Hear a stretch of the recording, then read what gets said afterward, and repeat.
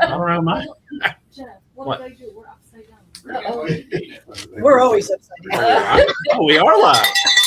We are live, and everybody on the video from up there is upside down. So, so I don't know how that happened. That's the firsty. But all goes working on it. It is January 16th in year 2026, the year of our Lord 2026, as Steve Bannon says. That's a shout out to him. It's been a fun week, an exciting week. First day of the legislature, first of the second year of this session. They're 2-year sessions. And we had our GCRP business meeting on Monday, so we got some fun things to talk about that. And what's really hot on the legislative side of it is closed primaries. So we're going to do an update on that, and we're going to do an update on the actual hearings that they had on the pro-life bills that are out there. So what we would like to do first, though, is we've got 2 new guests today. If you'd like to introduce your name, I'll start with you, since I'm not sure we told it what we do. Always just give us your name, if your precinct, if you know it, and kind of what your cause is, how you heard about us, anything like that. Yes, sir, no problem. My name is David Herder. I live near the intersection of Rutherford and Pleasantburg. So, Okay. whatever that precinct is. All right. Close to us.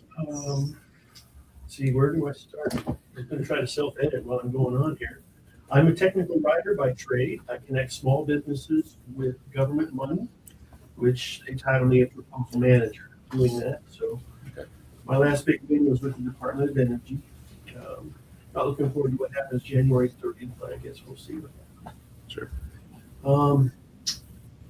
I've been involved in politics since the 70s. So my parents were also activists, and they forced us 4 kids to go and knock on doors and pass out flyers. Obviously, that's way before the internet. So I've been involved ever since then. I graduated from college. My first job was as an intern for the Senate Policy Committee in D.C., and I've been active ever since then. Was a poll watcher here. Moved from Arizona to Atlanta, lived in Atlanta for 10 years, and then moved up here to Greenville in 95. So I'm a 30-year veteran of the political scene up here, I guess, if you could say that. On the Duck Lindsay train. Most of us all. Yeah. Yes. Man. I'm hoping that a good candidate makes himself or herself. Yes. I was a poll watcher for the 2000 primaries and general election. Working out in the John McCain campaign headquarters back then in 2000. Don't fault me for that. I used to be like Bush supporter, so I'm like, and I like Romney, and I like all that stuff, and I'm like, what was, what did we not know back then? So. My wife was an intern for him. Okay. Well, Terry Haskins was a good friend of mine. You recognize Terry's name. He and I both went to the same university. And when Mr. McCain had meltdown after the New Hampshire primary, those decided to change lanes. So there's that. I have recently decided, back up. I have recently been asked to participate in the Doge SC effort. Oh, yeah. That became known to other channels. So I'm trying to decide whether or not I want to do it. That's really what brought me here today. Yeah. Yes. Wonderful. Absolutely. I want to get your all feelings about what good or bad, whatever Doge SC thoughts you might have. That will play into my decision for that. All right. Who's your contact at Doge SC? So I met with Justin Lane not too long ago. With Justin. But I met with Ron Reddy as well, as you know. Just to shortcut it for you, I mean, I think they're behind judicial reform, which is what we're behind as well. They are supportive of David Pascoe, who's also judicial reform. So, I mean, we are getting on that train for the judicial reform thing. I think that'll be the bill that moves, and I think they'll be the ones putting the power behind it. So, Awesome. if they're willing to do it, that's great. That's really my driving effort right now. I'm very much political type of minded person. So however I can help out. I also am a gap filler. My life verse is out of Ezekiel chapter 22, and that taught me to be a gap player. So that's what I enjoy doing. Fantastic. Well, welcome. Thank you for coming. here because you came to the office and I told him to come here. Oh, Yes, Just so you know.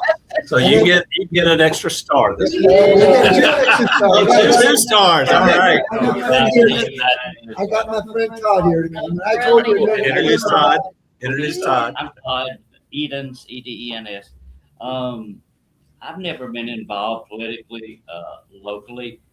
I would be the first political contact I had was Reagan's Challenger speech. I was overseas in the military, and I'd never heard nothing like it, nor envisioned a man, especially the leader of the country, having those type thoughts. And so it impressed upon me. So that's when I became a Republican, so to speak. Oh. And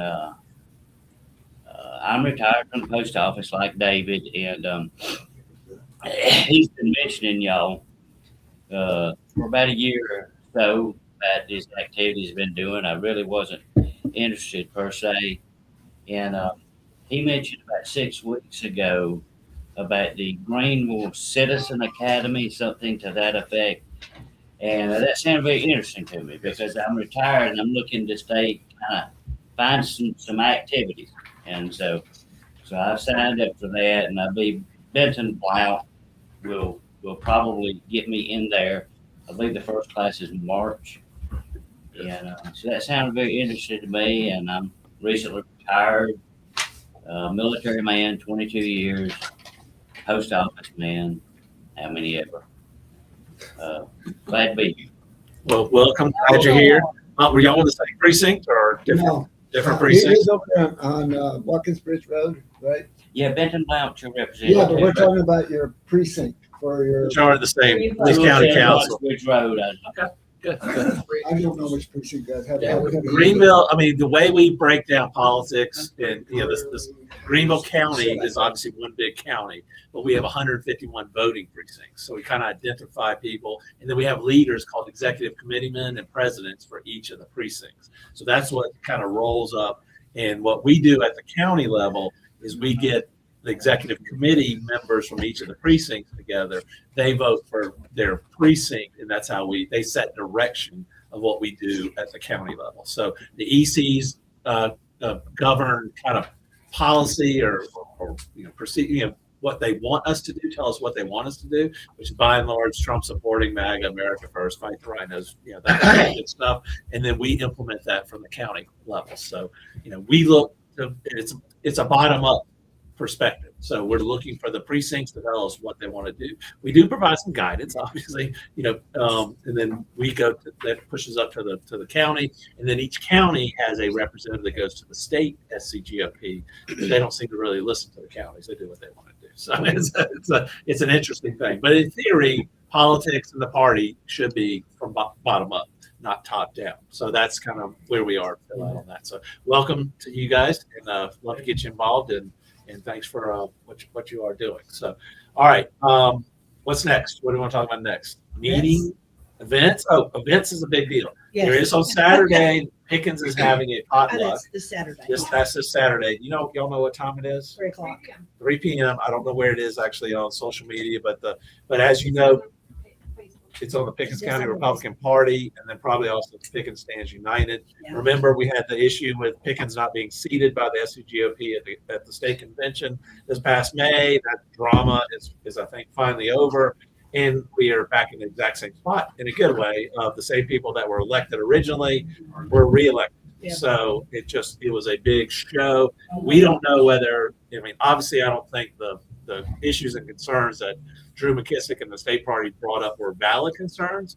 I think it was more of a payback from Lindsey Graham for the booing of him and Pickens there. Oh, and before I forget, I can no longer refer to him as Councilman-elect. He's now Councilman Jerry Tucson.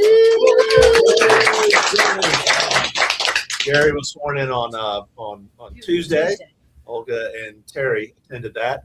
And then they had their first council meeting. That was at 5:45. They had the council meeting at 6. They did elect a mayor pro tem, which is on the conservative side. So that was certainly a big flip, and Jerry was instrumental in that. So thank you, sir, for all you're doing. Thank Thank you. Thank you for the support. Yep. Gotta have a could not have done it by myself. We were happy to help in any way we can, and it's been. I'm super excited about where Simpsonville can go. And well, the one thing we learned apparently from Olga attending the meeting is you can't have more than 4 pets in a house. So I mean, in some instances that might be a good thing. Simpsonville City. But the concern that I guess came up at the meeting was people were saying, well, what if we have a litter of cats, or we want to, We're making the law. or foster a cat or something like that. All the cat ladies or Cat ladies. Coming from a cat lady, a new cat lady. That's how the new mayor's gonna get elected. Well, that's how Jeff Jeff was was, you know. Because I've been watching during Jerry's campaign.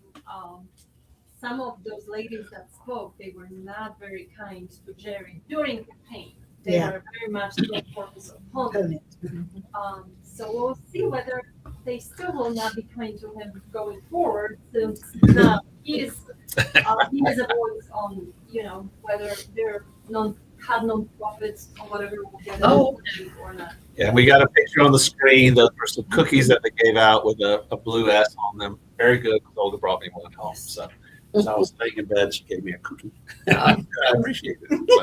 So, the other thing, Olga and Terry went to that. I actually went to the Bourbons and Brews or something down in Zen, and they did have Will Folks, David Pasco, Paul Dans, and a third gentleman who was actually not very nice to us in Jerry's campaign. So I will follow up with him. But it's just very interesting in politics. People are fighting to protect who they know and all that stuff.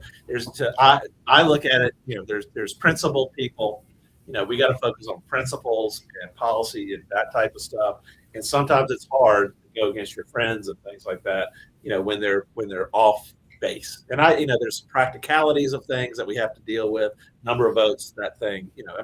You'll hear it probably in the updates on the pro-life bills that we'll talk about today, and also on the closed primary bills that are going on. But then there's people that play politics and want to protect their friends and all that kind of stuff. That's what we're really fighting, and that's. Point out that the person he's referring to, I don't even know it. I have a picture of him on Facebook, how ugly he was to Greenville GOP, and Jerry never met him, never came to any GOP meeting. I bet he never met Jerry or us, and he knew all about us. So why people should not support Jerry because he was being supported by Greenville GOP. So that's what we're talking about. It's not like someone that we don't agree with. Never met him. And this guy actually, he's the executive director of a group that is supportive or trying to bring attention and supportive of the insurance liability for like small businesses, venues, bars, restaurants, all that kind of stuff. Something we're supportive of. We want tort reform to be able to do that. We don't want the insurance costs going up so high that it's shutting these businesses down. So we're actually supporters of what he's doing. Then he's out there attacking me. That's where I'm like, what is this guy doing? We're supporting his cause. Why would he do this? And I don't see, the person that Jerry's opponent, the 8-year incumbent that he defeated, I don't see where he was out there fighting for their cause. So I'm like, it's perplexing. It's something I've been meaning to follow up with. We've been busy doing a whole lot of other things that everybody knows. But yes, but it's over. Did they speak at 30 minutes? This gentleman did. Yeah. So I mean, yeah, Pasco did, and Paul Dans did, and then the folks introduced. So I did get an opportunity to talk to Paul Dans a little bit more since I got there early, and I was talking about the last person to leave. He was asking questions of what we thought were big issues and some things like that. And I think we're lining him up to come speak at our April meeting. Okay. So or something else. We're working. Yeah, the campaign called earlier Monday, I think, and asked about it and wanted to kind of do stuff. So they've reached out to us, which they should. They should. I mean, most people should. Some people don't. So next, more events. We've got, obviously, I just made that mention. Like dogs died. Mention Pickens again. I'll Yes. put it. Olga put the event up on the screen, but Pickens is doing a potluck to kind of celebrate getting all reelected and all that stuff. That'll be tomorrow at 3. Everybody's welcome. I know some people that are coming up from across the state to kind of go and kind of celebrate that. So, Beware. well, we're waiting for Olga to put it on the screen. So, but it's in Pickens County, right next door. Just drive around. I think it's actually, I think we mapped it last night. It's like 31 miles or 30 minutes from our house. Going in the same direction. Dacusville. Dacusville Community Center. Where is it? Dacusville Community Center. Spell that. DACUSVILL Community Thank Center. you for It's spelling. 2671 Earls Bridge Road, EARLS Bridge Road, and easily. Let's say hello to Terry Richards on there. Hey, Terry. So, not you, Terry. The Yeah, other I'm Terry. not Richard, so I understand. Okay. So that's going in Pickens. A couple events that we've got, save the dates. I think the next meeting is going to be on April. Well, we got a special meeting. We're looking at the second week of February. Probably the 10th is what we discussed. That's a Tuesday. We may move it to the 9th just to be consistent with the fact that we normally have our meetings, EC meetings on a Monday. That'll be a special called meeting to go over a couple of business items that we need to get passed, mainly a budget. Our rules require us to present a budget. Doesn't necessarily, it's not clear when it has to be voted on, but we have to present a budget to the executive committee by the 10th of February every year. It's usually a pretty non-eventful thing unless people are asking a lot of questions. But we'll put that out, and it'll be similar to last year, maybe a few adjustments. So this will be our 5th or 6th budget that we've produced. I don't think it's getting kind of old hat, which is good. So that's coming up. The meeting, Curtis Loftus, state treasurer, is running for re-election. We're going to have it on April 13th. That was a preferred date for him versus the first Monday. We'll do the second Monday. And I think we have the flexibility to do that. So Curtis will speak.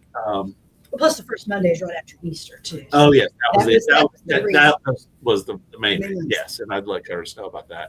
And because it's Easter Monday, I don't think it's kind of a holiday. Yeah. People Some traveling people, and stuff like people that. So, traveling. yes.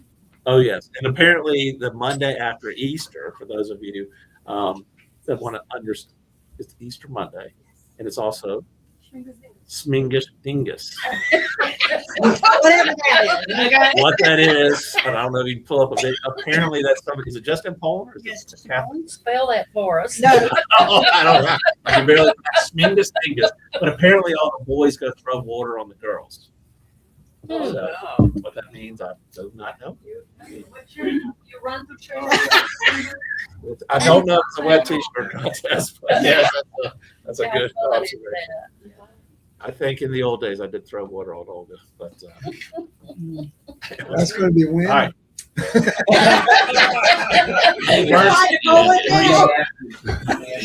Monday after Easter. Monday after Easter Sunday. So that would be the April 6th. So, Okay. all right. So that's If not sooner. if not, yes, you can practice. Definitely practice. I encourage practicing. Okay, Mark Atkins is asking, can we do Zoom meetings? Mark is a smart man. We'll talk about that. I want to talk about that. Yes. And now, we'll come back to that. Yeah, Mark. we'll come back to that. The short answer, Mark, is yes. Okay, and as Olga just put up there, the new movie, Melania is coming out. And for those of you that might not be aware, I checked with the movie theater, because we did the Reagan movie as a group last time. Their policy has changed. And so what we've decided, they're not doing it on a Thursday night, and that's not the movie theater. That would be the actual movie. The premiere is that Friday. So we're going to do a Sunday matinee because the prices are cheaper. Because we cannot use discount tickets this time like we did for the Reagan movie. So it's going to be February the 1st. And we're going to we'll get more as I finish the planning. The movie starts at 3:20, so it's going to be the afternoon matinee. Senior price is $11.99. Regular price is $12.99. But if you order your tickets online, I'm not going to be getting the tickets this year. You're responsible for getting your own tickets. Go straight to Regal Hollywood Good. off Woodruff Woodruff Road and just get your tickets. Just So get we'll your let people get their own tickets. If you order them online, which is fine, you pick your seat out, but there is a $2 surcharge per ticket. So just keep that in mind. So stop by, Stop your by the ticket, theater, buy just go up to the online. concession A stand, tell them surcharge for going online or picking them up? to going online. Oh, It's crazy. wow. No, you don't have to pick your tickets up. It'll be on your phone and you just show them as you go in. You pick your seat. Oh, Pick your- you just pick your seat and you go online. Oh, okay. Oh, Even, Extra for- but you have to pay extra Oh, for to pick online your service. seat. Okay. oh, yeah.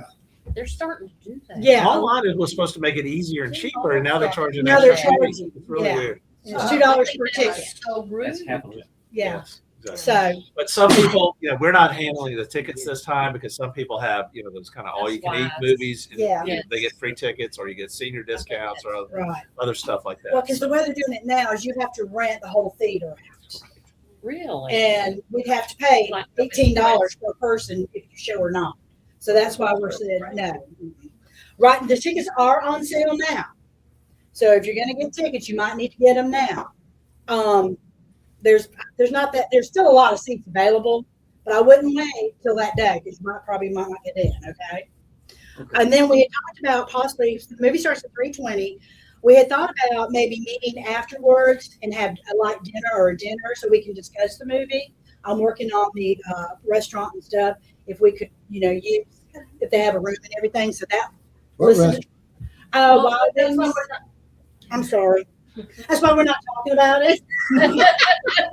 For somebody I have else to make to run out and reserve it ahead of us or something. Yeah, so I'm That's gonna work okay. on that.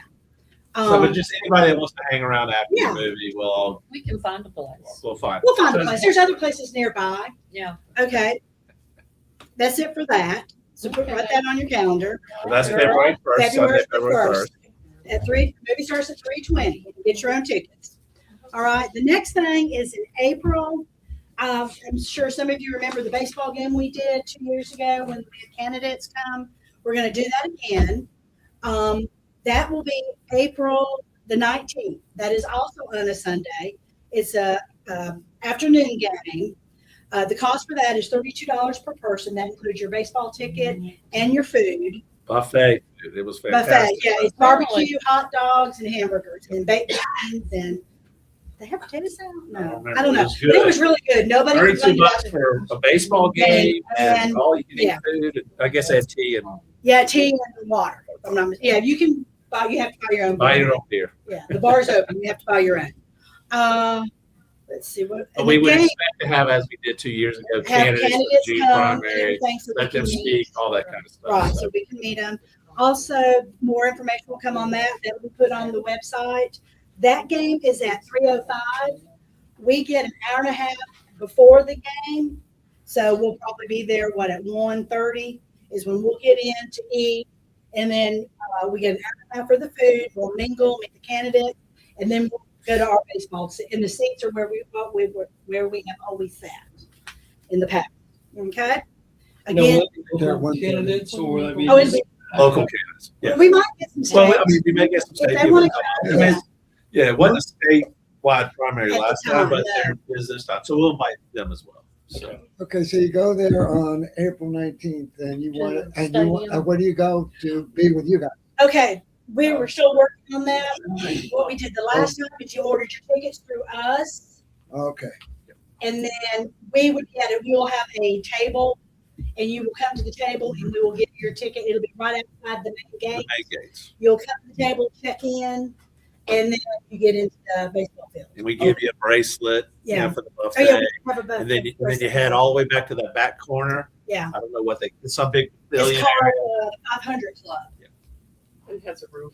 Yeah, it's got a roof. You there, David? Did you go last? Did you not go? no, I last time? haven't been. Oh, Haven't. it's- Well, we had a I've lot of never been. fun. I What's never up? went Yeah, to the it's really fun. stadium yet. Oh yeah. I just get too busy with other stuff. This has food. It's the new You year. can handle the barbecue. You can fit on your carnival. Me. But I'm trying not to eat all I can eat, because I would eat too much. Okay, we don't want that. Don't want All right. Okay, and the next thing is the Christmas party. Christmas. Everybody ready for the Christmas party? that. It's Told you almost we're here. in April. We're planning ahead. No, July. See if we can do Christmas in July. We could do that too. We'll plan something Yeah, in we'll July. have something in July with the 4th and stuff. No, the Christmas party, we are having it this year on December the 12th, which is a Saturday. because we got a lot of feedback. That a lot of people missed out on some of the raffle because they had to go to work the next day and stuff like that. Normally, the Christmas party has always been on Monday. because it takes place of our meeting. Right. Oh, So we've decided that's why we're booking it now, with it being on a Saturday. okay. But the extra benefit is instead of Yes. 6 hours of time on a Monday night, we get 12 12 hours. So we can have our it'll be a whole lot easier it costs a little bit more, but it will be a whole lot easier on our volunteers getting in there, getting everything set up. We can get it set up, and then you can actually go home and relax. We can actually get dressed at home. Yeah, it'll We be do at it the same place. location. Same place. Yes. Same place. So we'll plan out the parking a little Yes. bit better and maybe see Yeah, what we can do to And we've figure out. got several months, that's why we have to jump on it now versus waiting until November to do it. Where is it? Oh, This year. Cannon Center, The Greer Cannon Center. Greer We'll do it Cannon in Greer. Center. David, you've never been to our Christmas party? Yeah, I know, but I don't remember the name of it. Oh. I mean, it's not like it's We got 11 months. It'll be okay. He was kind of hostile on that one. Yeah. He's very detailed. He's going to write up a 3-page report about this too. Okay. All right. Any questions? That's all the info I've got so far. Okay. I've been working hard. David, be careful because David works at the office 2 days a week Yes, he generally, and he has to answer questions, and so he wants to. I have to give people know accurate- this These stuff. things, I'm That's sorry. right. And I need to write it down because I don't remember anything. Yeah, I had to write it down. Yeah. Yeah, so Writing it down is Thank you, good. Terry. thank you, Terry. You did. That's For your hard fabulous work. work. Thank you for all the hard work. Yes. We're going to start on the silent auction earlier, This is- so New year, new accomplishments. yes. Yes. New beginnings. Well, because we have elections this year, so I know Yes. we'll be focusing on those. Yes, So that's why I wanted to get everything tied down as we There you could. good deal. So, yes. Okay. Terry, keep talking. I want to ask you something. about- Oh, okay. So, since we've talked about the Christmas party, also silent auction, if you happen to know a business, with it being the first quarter instead of waiting to the last quarter, we might get better, not better, but more donations this time. So if you know anyone that owns a business of some sort, go ahead and talk to them now. If you need a letter, come talk to us and we'll get that out for you. Yeah, and as we reported on Monday, Right. I will give Olga and Terry credit because they did a lot. I mean, with the silent auction and all that kind of stuff, and all of our volunteers, Yeah. and Mary Wheeler for cooking the food. Yeah. Oh, yes, That Mary. saved us a great deal. We were Yeah. able we were able to raise $4,900 from the Christmas party. That's I mean, and And I was able to eat in the next 2 days. We're glad Yes. about it. yes, Oh, yeah. we did have a lot of food left over. Yeah, we actually gave a lot to the food bank, Food bank, yes, Yeah. which we do every year. which we do every year. And what did we charge? Was it $20? $20. Just $20.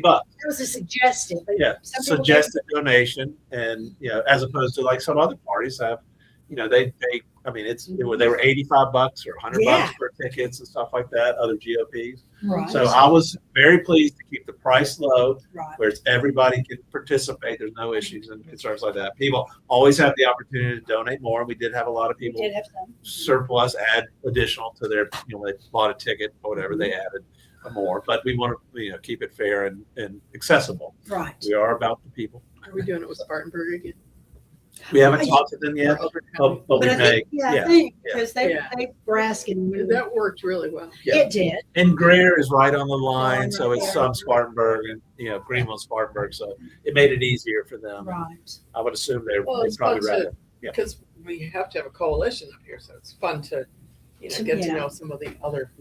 And then we also had some other, Yeah, Counties counties too. Yeah, there. Barry Sanders came down from Oconee. Yeah. From Anderson. And we had Yeah. lots of folks came by. Well, we Yeah. could have it open to anyone that wants to oh come. gosh, yes, Oh, yes, yeah. definitely, definitely.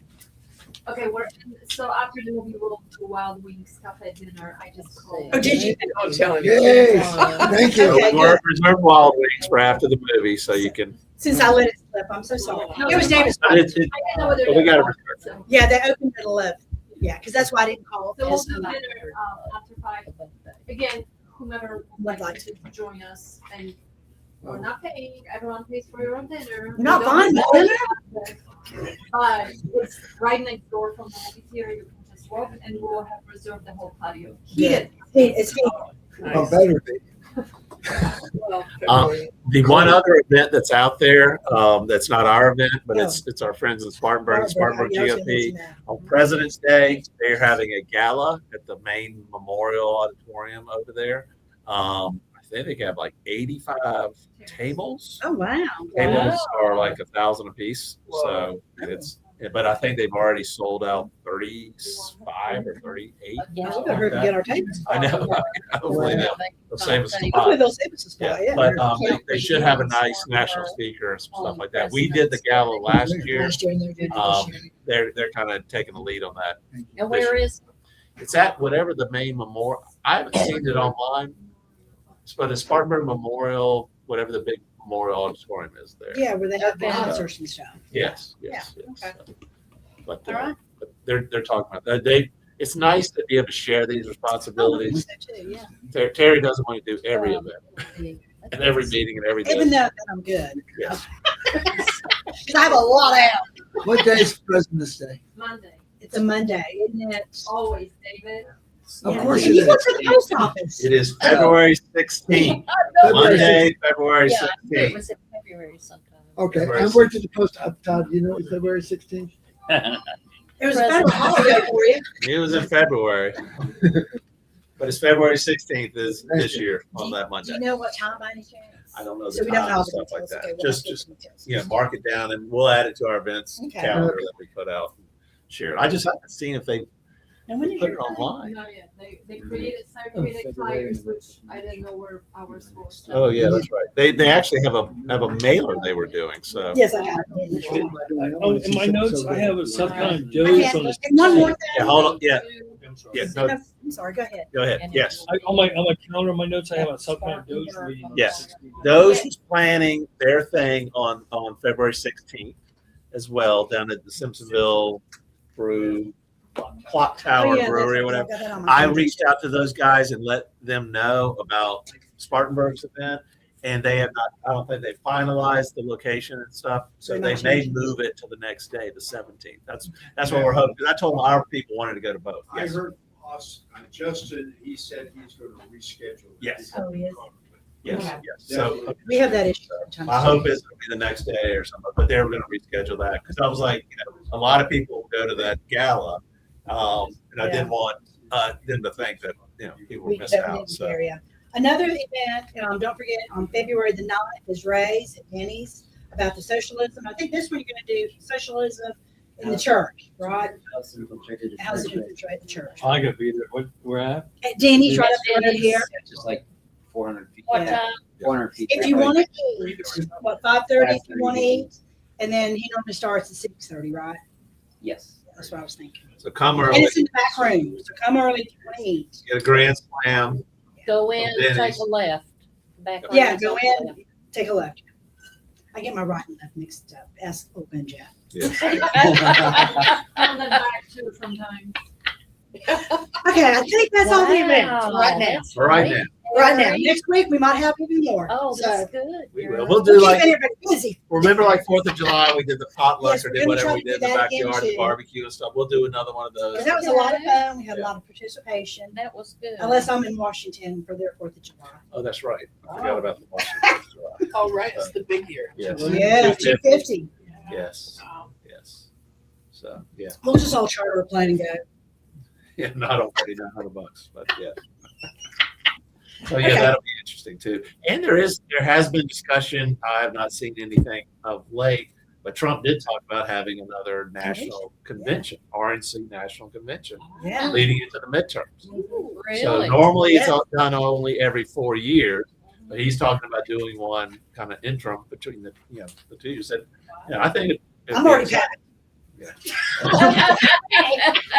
I had such a good time at the last one. Who would the delegates be to go to that? It would be when the RNC delegates that were elected and alternates that were right. elected, it would be the same because we're elected for a 4-year term. Yeah, right. So, Wow, that's cool. but what I want us to do is be able to plan out where other people can come as guests and As guests, yeah. participate to whatever extent you can. So, 'Cause it is we'll fun. try to figure it out. So, And it's a learning experience too. I wouldn't think it'd be in I Milwaukee. wouldn't So, think so either. and hopefully, I mean, I haven't heard Trump talk about it lately. Not So lately. hopefully, it hasn't. Well, he's too died busy out. with, his insurance plan and his drug claim. I mean, man's been a little busy here. The man is busy, and it's amazing all the stuff he's doing. So, You know, and we have a lot of stuff we're doing. So, yeah. what's next? That's all I have on my calendar. So let's move on I to the only got next thing. 15 things. That's not enough here. Next Friday, I might even have more. Just stay tuned. And part of this is because we want to roll out our membership drive. Right. You know, I mean, Right. we really want to, push that hard. That's And important. then, but part of that will be like with the higher level packages, politicians, who wants, but hey, you'll get tickets to this or that, or just to be included in it. We're trying to plan that all out to kind of allow people to support and also get a benefit for it too. Maybe we'll mention the other thing we're going to have soon. One Saturday, we're going to do the Robert Rules of Order. Yes. Oh, great. Yeah. Ray Sheen put together, I think, 12 clips of 6 to 8 minute type Robert's Rules. We'll probably, that would add up to about 2 hours or so, I think. Yeah. We may do that on a Saturday and type thing, go through them all, and then we'll just share those out I'll there. put it together. Together. Yeah, that'll be in the next couple of weeks. Yeah. So, I have a thought as far as membership drive Yes, sir. that you might have a thought. I was thinking, when was the last time I paid my membership? And I probably am due to pay my membership, but it's not something that's on the conscious, in my conscious to think about.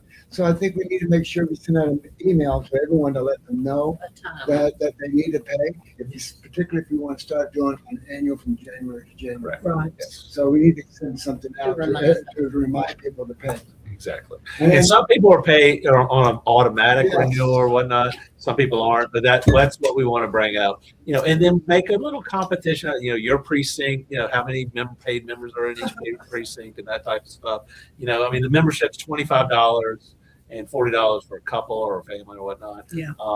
But we want to kind of make that an annual thing. You can do it. But we want to show it as an annual thing leading up to next year with the annual, reorg stuff. Yes, Ron. And emphasize that this is not the state.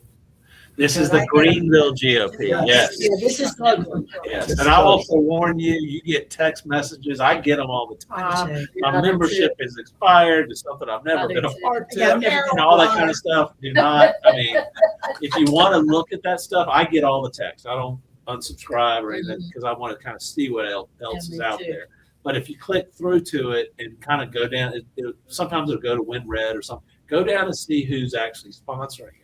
It'll say disclose on there, and it'll be like some national thing or some hokey group or whatnot.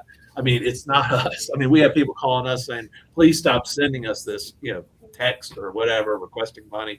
That's not us. We can't get off of it. Can't get other people off of it. So, but we try. Regarding the membership dues, can we encourage people that it is a donation and they can give more if they want to give? Oh, yeah. For a donation? Yeah. That's why we have the levels, like, The different levels, yeah. gold, Okay. silver, platinum, that type of stuff. And I think it also says when you click, it has other on there. So you can click other and put the amount you want. Yeah. But there's a lot of things we want to do. We're in the best financial shape I think we've ever been before. Thank you. Yeah. Not we, all of us. Everybody's Really worked hard. Everybody's done a lot of good. Yeah. Okay, everyone but David That's right. has worked hard. Maybe write stuff along. Some of the other things we talked about, and I've mentioned to Ray, if you want to support, the pro-life committee or the legislative committee or some stuff like that, that way we can, kind of help build a support group for what they want to do to, trips, drive down. Nobody's paid. I had a neighbor, a friend thought, I told him about our cancer and all this. Oh, at least you have good insurance through the GOP. I'm like, are you? What? I'm like, no, I'm not paid, and I don't have insurance. I don't even get mileage reimbursed. What are you talking about? So I'm like, my goal is at least get expenses reimbursed. But but that's we want to be able to help people, get people down there. If we can rent a small van or a bus or something like that, or somebody's got one, please pay the gas, that type of stuff. But that's what we need to build into. So I will say what I'm proud of is the fact that we are all about low dollar donors. So we're not beholden to one person. Right. It's not like we made the $4,900 off the Christmas party because somebody came in and gave us $5,000. Wow. We didn't. No, we didn't do that. No, we didn't. But it was Well, I'm We did. calling We it did not. in when he Right. cometh. Well, and it's okay if somebody wants to give us 5,000. We'll take it, but we don't want to be beholden to them and say, you don't want us to see us compromising our Exactly. values because somebody gave us a big chunk of change. Exactly. So, and I will tell you that after back in 23, I presented after Drew McKissick down at the Dorchester GOP. Drew got up there and talked about our finances, and he talked about all the Remember that. all the low dollar donors, but then he talked about all the 50,000 plus donors. Mhm. Half of the SCGOP's revenue came from $50,000 plus Amazing. donors. Who do you think Drew McKissick's beholden to? All the 1,000 people or whatever that paid 25 or 50 bucks or $100, or the people that gave him 50,000? You're not giving the SCGOP. You wouldn't be giving us. You wouldn't be giving anybody $50,000 unless you wanted something, right? And they're getting something, as we're going to see as we discuss the closed primary bills. I mean, you gotta follow the money. You gotta, we are very open about what we believe in and how we do things. We try to maintain strict adherence to the platform and to some principles out there. Small government. When they're promoting big government, that's a problem. You got to dig a little deeper. So as we teach, when people do strange things, dig deeper and try to figure that out. Exactly. So Follow the lobbyists. Yeah. Can you, Haley's online, she just said she was sad to miss it. Can we tell her that we I'll throw the video up there. it's complicated. Okay. I'm trying to get it. Picture. Okay. I think Olga took a picture, but if Haley's here, Haley Duncan, we met earlier this week. Her daughter was here, and Ron apparently was smart enough to know that her birthday, Ron over there, her birthday was on Friday. 7 years old, so congratulations on that. I wish I was 7. I act 7 sometimes. All right, so what are we going to talk about next? Is always looking for that. Ron, you don't have to shake your head, so yeah. All right, what's next? Where do we want to go next? You'll go. We'll talk about the closed primaries from our legislative chair, Frank Gunther. You, Frank. Gunner. Okay, can you shut Gunner. Oh, all right. The picture is up. Haley, if you can see that, we're celebrating Rory's birthday. I don't know if Ron is taking that cake to you or we're eating it here. I'm doing it. Let's see it. Lucia's going to bring you guys the cake, apparently, right? Thank you, Captain Lutz. Were you a captain? I made her one. It's actually a cookie. Cookie? That's a cookie. Yeah, the cookie. We like cookies. All right. So all right, Frank, step on in here. Olga's going to put it up on the big screen. And then, Talk loud enough so we can hear you out here. yeah, and talk loud. No. Talking to this mic over here and speak loud. We're going to work. I will tell you, a couple things we're going to do in the next couple of weeks. We're going to do it for whatever reason. This expensive camera is not as good at the facial stuff. I don't know particularly why, but we're going to get a new camera or two for that, and we're going to work on the mic situation. Because as I kind of look at it, or later, we're not getting good volume. I want people to be able to, when you speak, people can hear you and all that stuff. I've heard people complain that they have to listen harder. Maybe they should listen harder to what we're doing. Anyhow, maybe that's a good exercise. But we didn't plan it that way. But we want to work on the mic situations and things like that. So this is going out live on the internet. Yes. And it's recorded. It goes on to 9 different platforms: Facebook, X, Rumble, Instagram, Facebook, Rumble. I can bring up what's going on. Yes. YouTube. Yes. Yeah. Watch it. And if you get on the chats, Olga YouTube. puts out a link each time Yep. she starts. And we up. send an email out on Saturdays with a link to it. And we put an article on mySCGOP.news, which will have a link to it as well. So, I talked to somebody the other day. They said they were watching on Instagram. I'm not a big Instagram person, but they find it on Instagram. We got people find it on Rumble or YouTube or whatever. So we put it out to a lot of different areas. And the reason why we did it, we used to not do it, or we just started these as just regular place to be packed. We got a good crew here now, but I'm like, how do we wanted people across the state to see what we were doing? Greenville leads the way, Yes. right? Yes. We're the biggest county. We're obviously the biggest America First county. Just for your information, we during the Trump campaign, we were number 5 in the nation for Trump Force 47 call banking.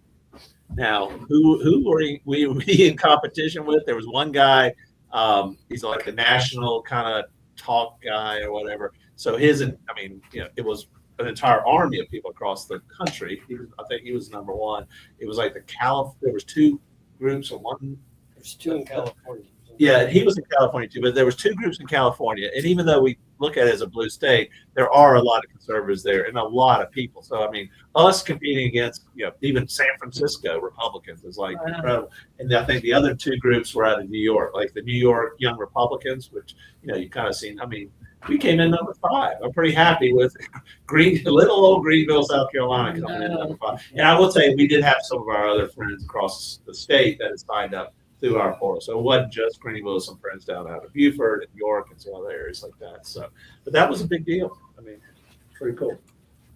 So let's talk about the closed primary bills. Are you able to get it? You're trying to put it up there. Can we also put it on this screen? Okay, first off, I'm chair of the legislative committee here. In the history, we've passed 7 resolutions that we're monitoring, and judiciary reform is one, which I kind of think that I have a group of people that come in, people that take a point on some things, and I'm going to speak just to right now what's the hot button going on in the legislation. So I'm going to talk about that. 36. Yes, and Troy is who had to leave is the point on the closed primary. So the big hot button, and some people are probably getting texts, emails, and all this about closed primaries. I'm starting here. There's actually, these are in quote Judiciary Committee. I can send this presentation out to you if you want it. Yes. They're in Judiciary Committee, and actually they're in a subcommittee, constitutional, and historically, so they're in there looking at it where they're going to push these forward, probably go into the larger committee and then out to the floor. So they're trying to close primaries, which everybody wants to do. We don't want any crossover voting. We don't want Democrats coming in on the day of election and then helping out Lindsey as he hires them to come and vote for him in the primary. Because whenever you win the Republican primary in South Carolina, you pretty much have that election locked in. So what's happening right now, I'm going to talk about the first 2. That's what's 2 committees, or the committees, 2 bills are in committee, which is interesting. This is getting hot. They were actually scheduled last week to hear these. They were scheduled for Thursday. We're just about to send out a call to action for people to go down and support and unsupport product ones, and I will get into that, which is which. And they canceled that meeting and push it out. It's going to happen this Wednesday at noon, as far as I know at this point in time. So people have asked, what's the big difference? We've got House Bill 3643.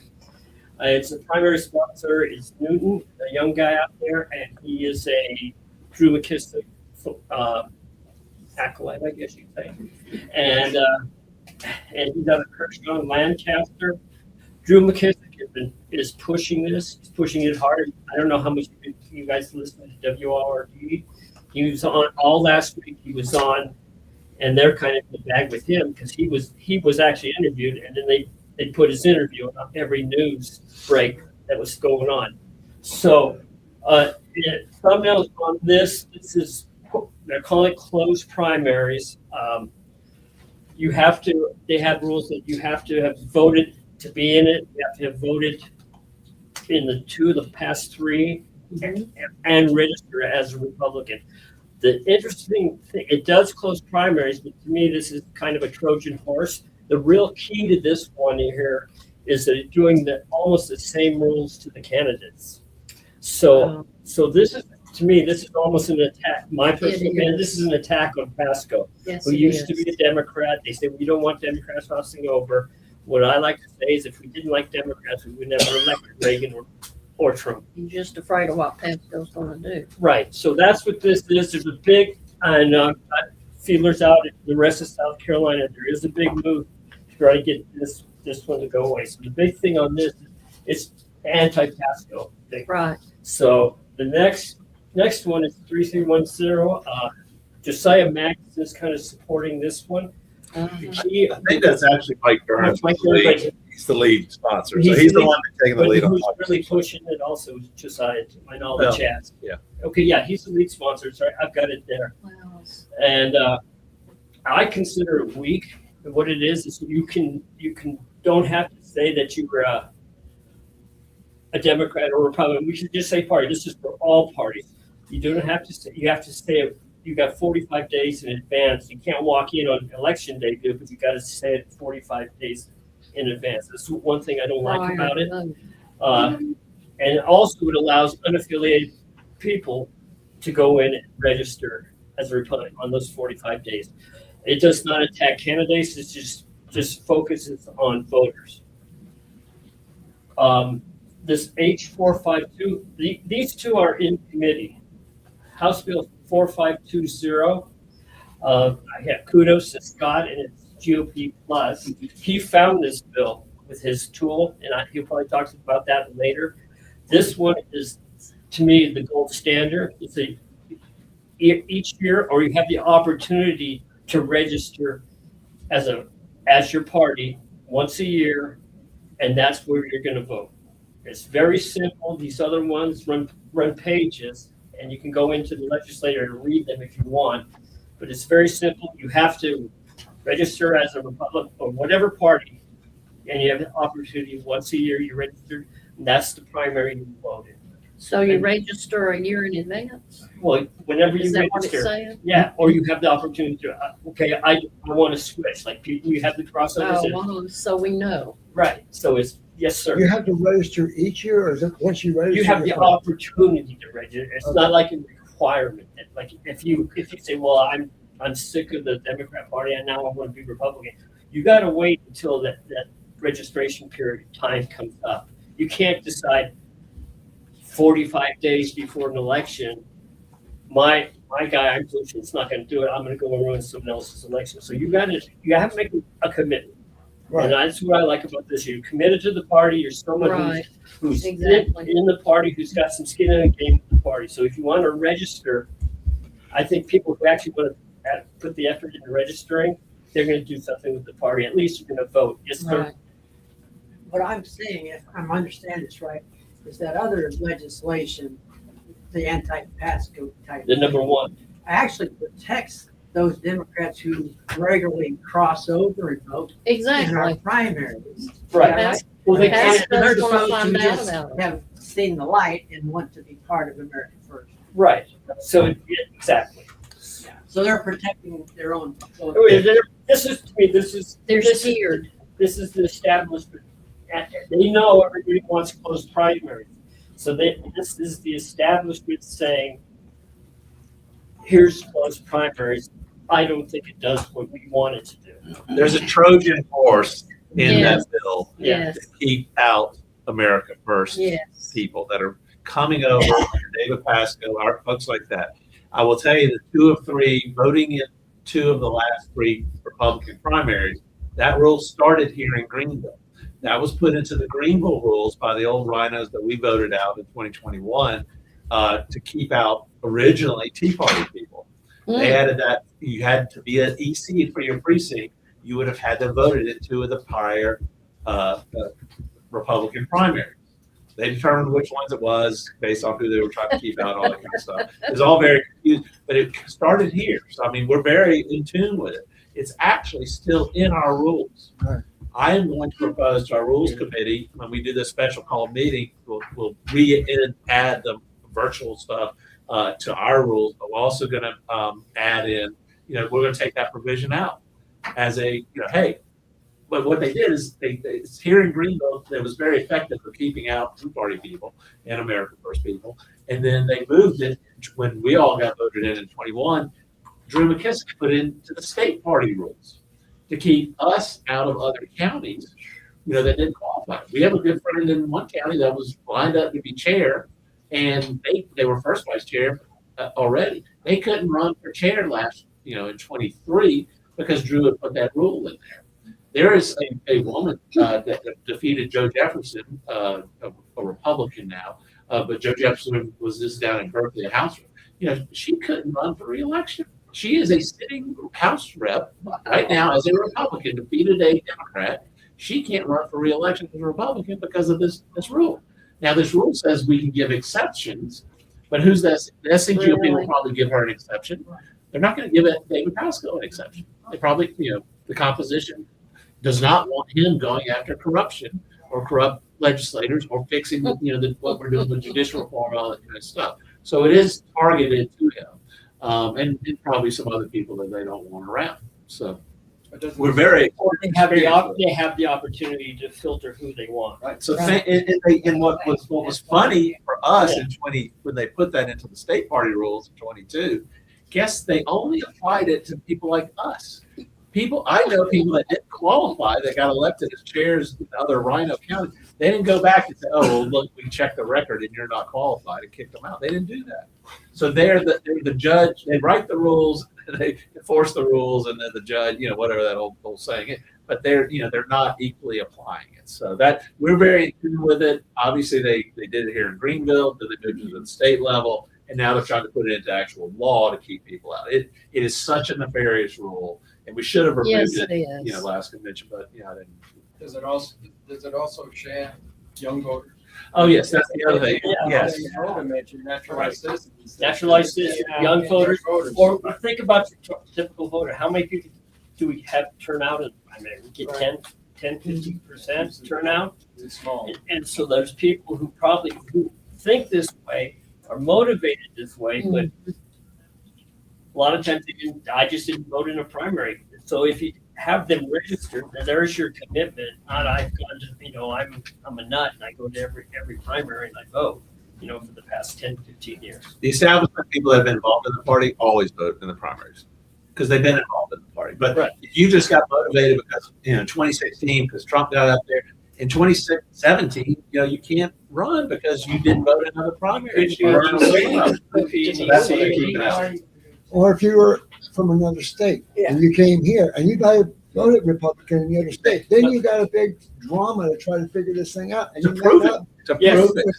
And you might not be able to prove it. Right. I had to go do that. I had to go pull records from the state and say, to prove, provide the proof that I had voted in primaries for the past 15 years. It's ridiculous. Well, this is what I say. It's very anti-Republic. You make the effort to say, register as Republican, you're a Republican, and then you can change it next year. Okay. Yes, sir. Is there an automatic back check on people? In other words, I could Like go in and say, yes, I voted in the last. No, you have to, if you moved into the state, you have to go to your state of origin or your county of origin. And Ask for your voting. Who forces that? No, you do. If you're running for office, you probably have to provide it to somebody. No, well, I have to provide it to be an state. Well, because we required people to do it because what has happened in the past is the state party, if they don't like you, they'll go check your So records. I'm making this. But they don't check their buddies' records. Right. I'm making this sense that that's what they'll probably do. They're probably buddies. And we're not in the position to go say, oh, you got to go check this bad person's record. So, that's not our ability to do it. It's a statement that you have to sign declaring that That you voted into it? I mean, there's a lot of people that think they voted into it. I had to get a copy of mine from Georgia. The most common issue we had, everyone thinks they always vote. They forget they went on a cruise, they forget they were visiting a family member, they forget they were sick, they think they vote. I missed the presidential preference primary because I was in the hospital. Yeah. I mean, and then when we asked, when we had to send people to state convention or for them to run for national delegate, we checked everyone that we put on our slate from experience so they wouldn't get kicked out after they were elected. You would not believe how many people forget or forgot that they did not vote in the primaries. Because you think you vote and life happens and you don't make it to the polls you make it to the general election, not primaries, and people just don't remember. So it's a nefarious rule. It's in there, and the fact that they put it in. If you want to bifurcate the two things, that's fine. But they slipped it in the closed primary bill. Exactly. Drew McKissick has been pushing or saying he's pushing closed primaries or registration by party. He didn't want closed primaries since like 2017 or 2018, since I first ever heard him speak. Well, what we're saying is H3643 is the SCGOP Trojan horse bill. That is out there. It's got a hearing next week. It was supposed to be this week. The other one, the second one is H3310, which is also getting a lot of traction. There's a hearing for that. The one that we kind of like is 4520. It's probably better than everything, but it's not getting any traction right now. So what we can do is realize this. What the final bill numbers, those two bills, 3643 and 3310, they may do 3310, they may move 3643, but if they move 3643, they got to fix it. So we have an opportunity to fix it in committee, what the final bill will look like, all that kind of stuff. You could also fix 3310. So what you're looking for is a platform that moves forward. If 3643 moves forward because it's got the establishment okay, it has to be fixed. So a lot of this is, and realize, you can change bills substantially in committee, in subcommittee, in committee, and on the floor. So the number that actually moves won't really matter. And the good fact is there's an effort to just try to kill 3643. Out of principle, got it. So what are we saying that we need to support? 3310. At this point, or you ask the question, why is 4520 not even being considered? But why We don't go to we? the next. Why don't we ask the question? Why isn't? Actually, I've been putting a couple of things on Facebook, and I've been saying about the bad thing about 3643, and of course 3310. But I haven't brought up 4520. So I think we should go ahead and say, why isn't 4520, 3310? And I don't really understand why 3310 is so weak. Can I have the next slide? We can put stuff from the 4520 in 3310. But just realize it's all about the momentum, and if you start adding a third bill in there or a fourth bill in there, it gets too confusing. This is the reality and the practicality of legislation. This is how the sausage is made. It's a little confusing. They try to confuse you, all that stuff. But you also have to have the people in the movement. You have to have people calling in, call to action, support 3310. If you're supporting 3310, you want a harder, real closed primary bill. It might not be perfect. We may try to work back channels and try to fix it in subcommittee, committee. Next slide. Now we'll find out why 3310. Okay, so as I mentioned, and I'm kind of doing the call to action, kind of answering your question. So I'm asking people here. These are the members of the subcommittee that are in it with their contact numbers. So as David said, can we make a phone call to these people on the committee and say, vote, simple call. I got some scripts coming up here that you can write, or send an email saying we don't like 3643. Please support 3310, and ask the question why it's not 5420. Right. So ask, and actually, I've been told the best thing to Jay Jordan. He's chairing this subcommittee, the Constitutional Laws Subcommittee. Yeah. So he's the chair.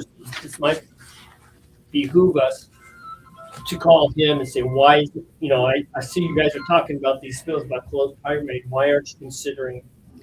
Simple question. Why aren't you considering it? Yes. But as Jeff says, these the first two do have traction. There's sponsors on one side, there's sponsors on the other. People are jumping on board. You got legislators, so they're going to push it, and obviously the people who are the primary sponsors are going to push this too. I have to go back. The guy from White, he's the only sponsor on the bill. So I mean, to me it's the best bill, but there's nobody at this point gonna push it. And I've been trying the same thing, trying to tell people why aren't we looking at this? I'm talking about contacts out in the low country. You know, they're fighting, they're in line with us about 4-3, the Drew McKissick bill. They think it bites. Right. And then 3-3, and they're pushing 2310. And then I kind of pointed to this. There's a lot of people. I even Josiah Magnus is not even aware of the third bill. He actually asked me, you know, what's wrong with, because I posted it 2310 was weak, and yeah, it was. Give him credit. He asked me, why do you think it's weak? And I told him, I haven't heard back. So the messages that keep coming to your phones, from my understanding, I don't pay attention to this particular thing, but this is not from Freedom Caucus supporting it. This is from SCGOP. Correct. Asking us to call I have these like people. 3 people Oh texting my me God. right now saying, I don't hear from many people on Freedom Caucus, so this is not in their defense. Yeah. But when you are receiving, you can show these messages. This is not coming from, this is coming from someone at this affiliated with the state party. Yes. Just telling you to call Freedom Caucus, to tell them to support. Right. They're back. But if you don't pay attention, you think they're supporting it. Right. Oh my God. I had But 3 people. read it. Tell the Greenville delegation to pass 36, But people don't read it 43. because Oh, They someone just see the face. They see the big from splash. our Yeah. group, That's the manipulation of what it. You have to understand. Yeah. That's why I'm here talking about it. Very careful out there. Is there any chance any of these will go into effect for this season, this primary season? Well, my guess is Drew is going to work real hard to make it Make happen. it happen. Yes. With what I've been told from another chair, county chair, that the closed primary stuff is not effective until 28. Yeah, The because. David Pasco thing is effective in 26. Oh. Now I got to read the bill, and I didn't look at the effective dates on it. I haven't looked at it physically It's going to myself. say effective as soon as it's signed. But the I know, but there registration may be process, other. the process to register everybody, that's gonna take a long time. you know? Met, yeah. Which one? The one that you like. that's Yes. really- Okay, so he's Freedom Caucus, but you had another Freedom Caucus person has no clue. So did they not They- talk? There's a lot of issues and concerns. But what the main thing is, we want to get closed primaries, right? I don't care what number it is. I don't care, but we got to get a good closed primary language in a bill that will move. Registration. And then we got to registration by party and closed primaries. And we've got to get rid of the Trojan horse that keeps out people like Pasco and the other House rep down there. You know, letting them pick and choose who's actually on the ballot. Okay. We're trying to get Republicans to select. If he had never voted in his precinct, had never voted in a Republican primary, but if his people that are conservatives that are coming, they want him to be the EC, let them do it. Yeah. Not the fact, oh, we hold him out because he hasn't voted in 2 or 3. Olga, as a new citizen, has not voted in 2F3. That's why she's the president of our precinct, not the EC, because she can't be EC.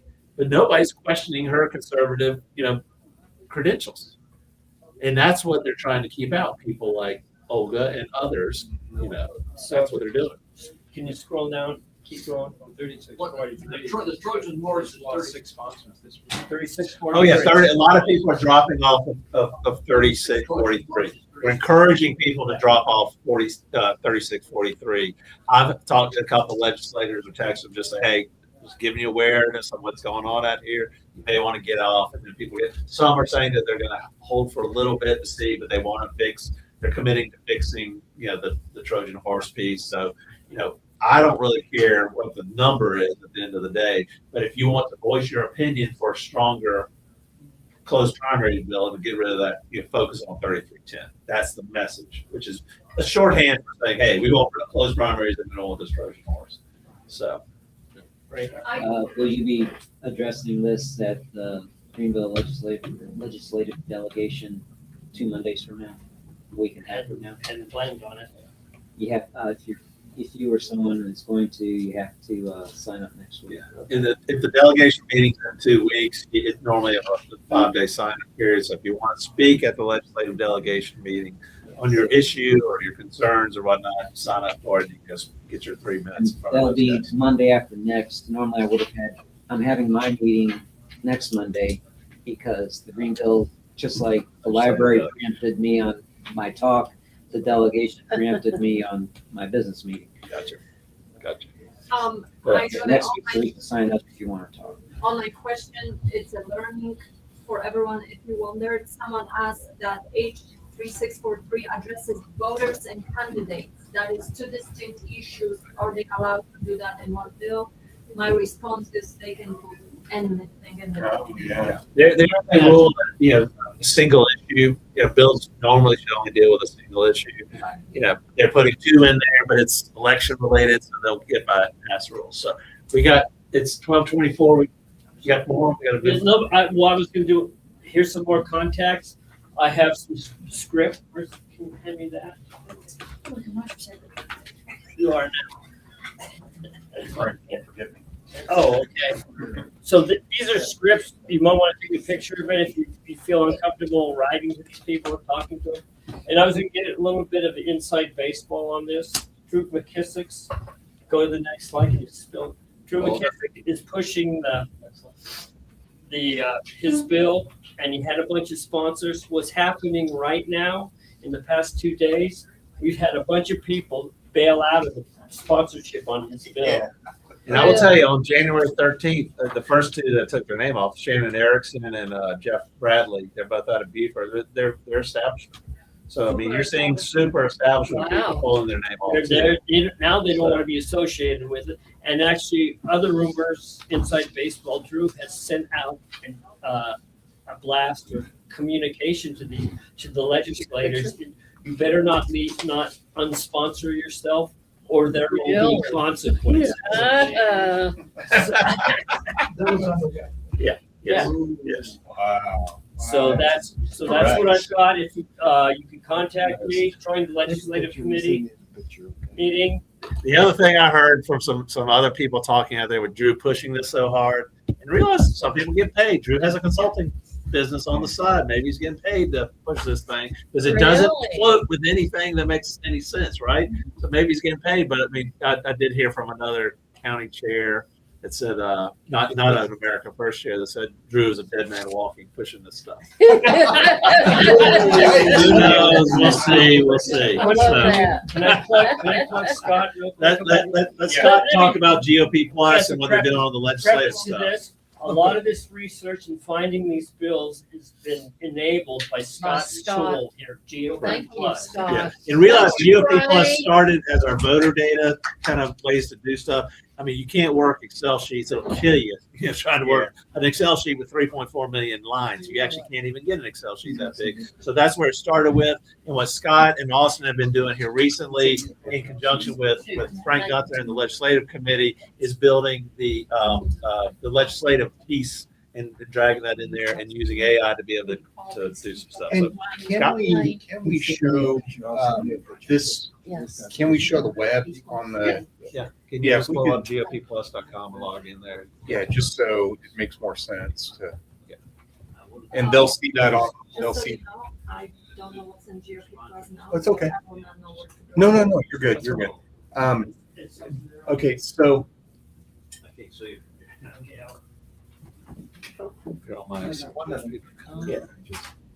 okay, that's perfect. You can start there, and I guess we want to go ahead. And I think this is a great place to be, where when you're at GOP Plus, and that website is gop.plus. Yeah. It literally is .plus. So, and when you log in, go ahead and click that log in. For sure. You don't mind. Oh, yeah, I'm not sharing it yet.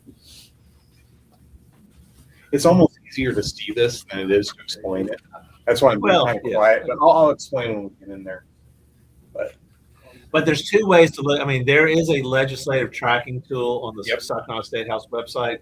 I have problems with it. I know people from out of other states that you compare and contrast and say it's a horrible program. But I mean, go to that, sign up for that, try to do that. This is a separate tool that will allow you to look at that. That's kind of outside, because we don't really trust anything that they do. Okay, so that's with the data. So right here, the whole idea is that although you can go to each bill and print it up and read it, by the time you print it up and read it, it's probably changed. And then you start talking with people and the bill is different and it's just chaos. It's absolutely chaos. And so the first week it was very interesting because I didn't really plan this, but we started tracking these bills and keeping them in a database and where it's searchable and everything. And I think it was last November, I developed the back end of it, and then Austin picked up the front end. So that's kind of how we work. I'm the data janitor and he makes it look pretty. And so from the website, from GOP Plus, Olga, if you don't mind clicking on legislative research. And so if you're to look at this app and you see the blue question marks on the left-hand side, because not all UIs are self-explanatory because they're a little complex and whatnot. If you click on that little blue question mark, click on. Yeah, it'll tell you what to do, what to search in there. So it's actually self-documenting, and you can figure out, just read that through. And each of those question marks will give you more detail about how to search. And this is okay. This is phenomenal. What we have here. So that's awesome in and of itself. So click on the gray area, or close that.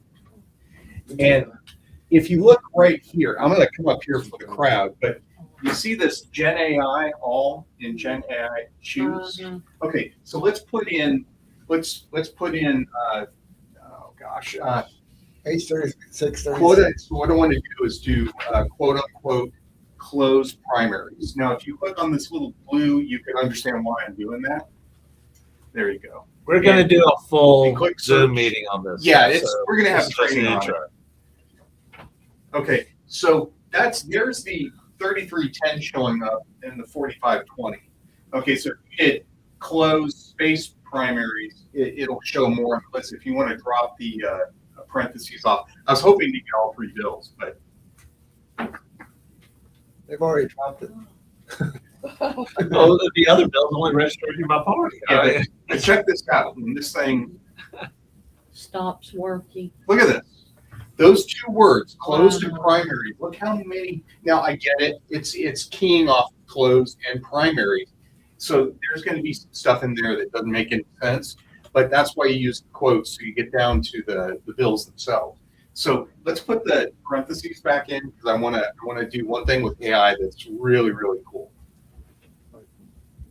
AI is a tool; it's not a cure-all. Yeah, no, it's But you have to still have to read the bills. Yeah. It's Absolutely only still have to as read the bills. good as what Okay. you put in it. So let's do this. Let's click on choose Gen AI choose. Okay, and then click on this little. There you go. There you go. And then choose AI for selected. Download AI text file. Okay, so what this does is it creates a file of both bills. Both bills are in one file. The idea is that now you can search for all bills, for some bills, or a few, or look at one bill. You can generate a file. You can drop that in Grok or ChatGPT, ChatGPT, whatever, and start asking questions about these bills. And you can ask whatever you want, whatever your imagination is.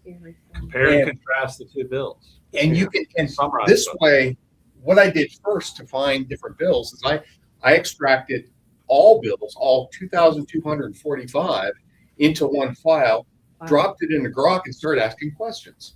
And I was, oh, really, and so so how AI works best is that people will say, well, it's not really that accurate. What you have to do is you have to put guardrails around it. You have to tell AI that this is the data you should look at. If it's looking at you're telling it, just look at this file and ask questions of this file, it's going to be phenomenal. You're going to be shocked how well it does. If you just ask on the web, find this, it may find it, it may not be true. It may find it from a website that is particularly written in a way that is misleading. Yeah, so it's really So depending you on get what the data by just downloading the actual text. So Exactly. So what we're doing is we have this. There's other tools that we've developed. Like we're we're starting to look at rezoning, which is a huge hassle. I mean, that's going to be probably my legislation assignment, Frank, because I'm like very interested in rezoning because I just got a huge development. I heard that the trucks running like in the middle of the night or some equipment running, they're chipping away rocks. They have a huge hill that they need to chip the rocks away from to build houses. And I hear this sound like until 11 o'clock at night. And then I realized a humongous development was just approved. I mean, you can see the tree line, and then it's like, I don't know, it must be 500 homes. It's a Greenville issue. You saw kind of in there. You can get Yeah. in the legislative, that state. Yeah. But we've also, for Greenville people, we're doing this Greenville zoning thing. So It's a big fight we're having up here. So yeah, showing this kind of gives you a better idea of what we're talking about when we say, looking at bills. You can look at imagine you can look at, you take all bills and you look for your concern, right to life, rezoning. It might be whatever your concern is, whatever you want to look at. You grab the file with all the bills in it. You have AI help you find which bills, and then you can use. Then you can reduce down to the bills that actually have your content in it, and create a file of that and compare and contrast. And finally, get down to what are the bad bills, what are the good bills. And the next thing I'm looking at is something I want to plug too. We're also doing alerts. That's in development, where once you know the bills you want to look at, you'll be able to get an alert when it changes. And it'll be an aggregate email. Maybe it's daily, maybe it's weekly, where you don't get like a ping every time something changes, because they change often. But maybe you get a daily email that says, for what you're concerned about, that it did change. Not what changed, but that it did change. Then you can go to state's website and look at that, look at the bill there or whatnot. So It's a tool, and it's just very helpful. just to help.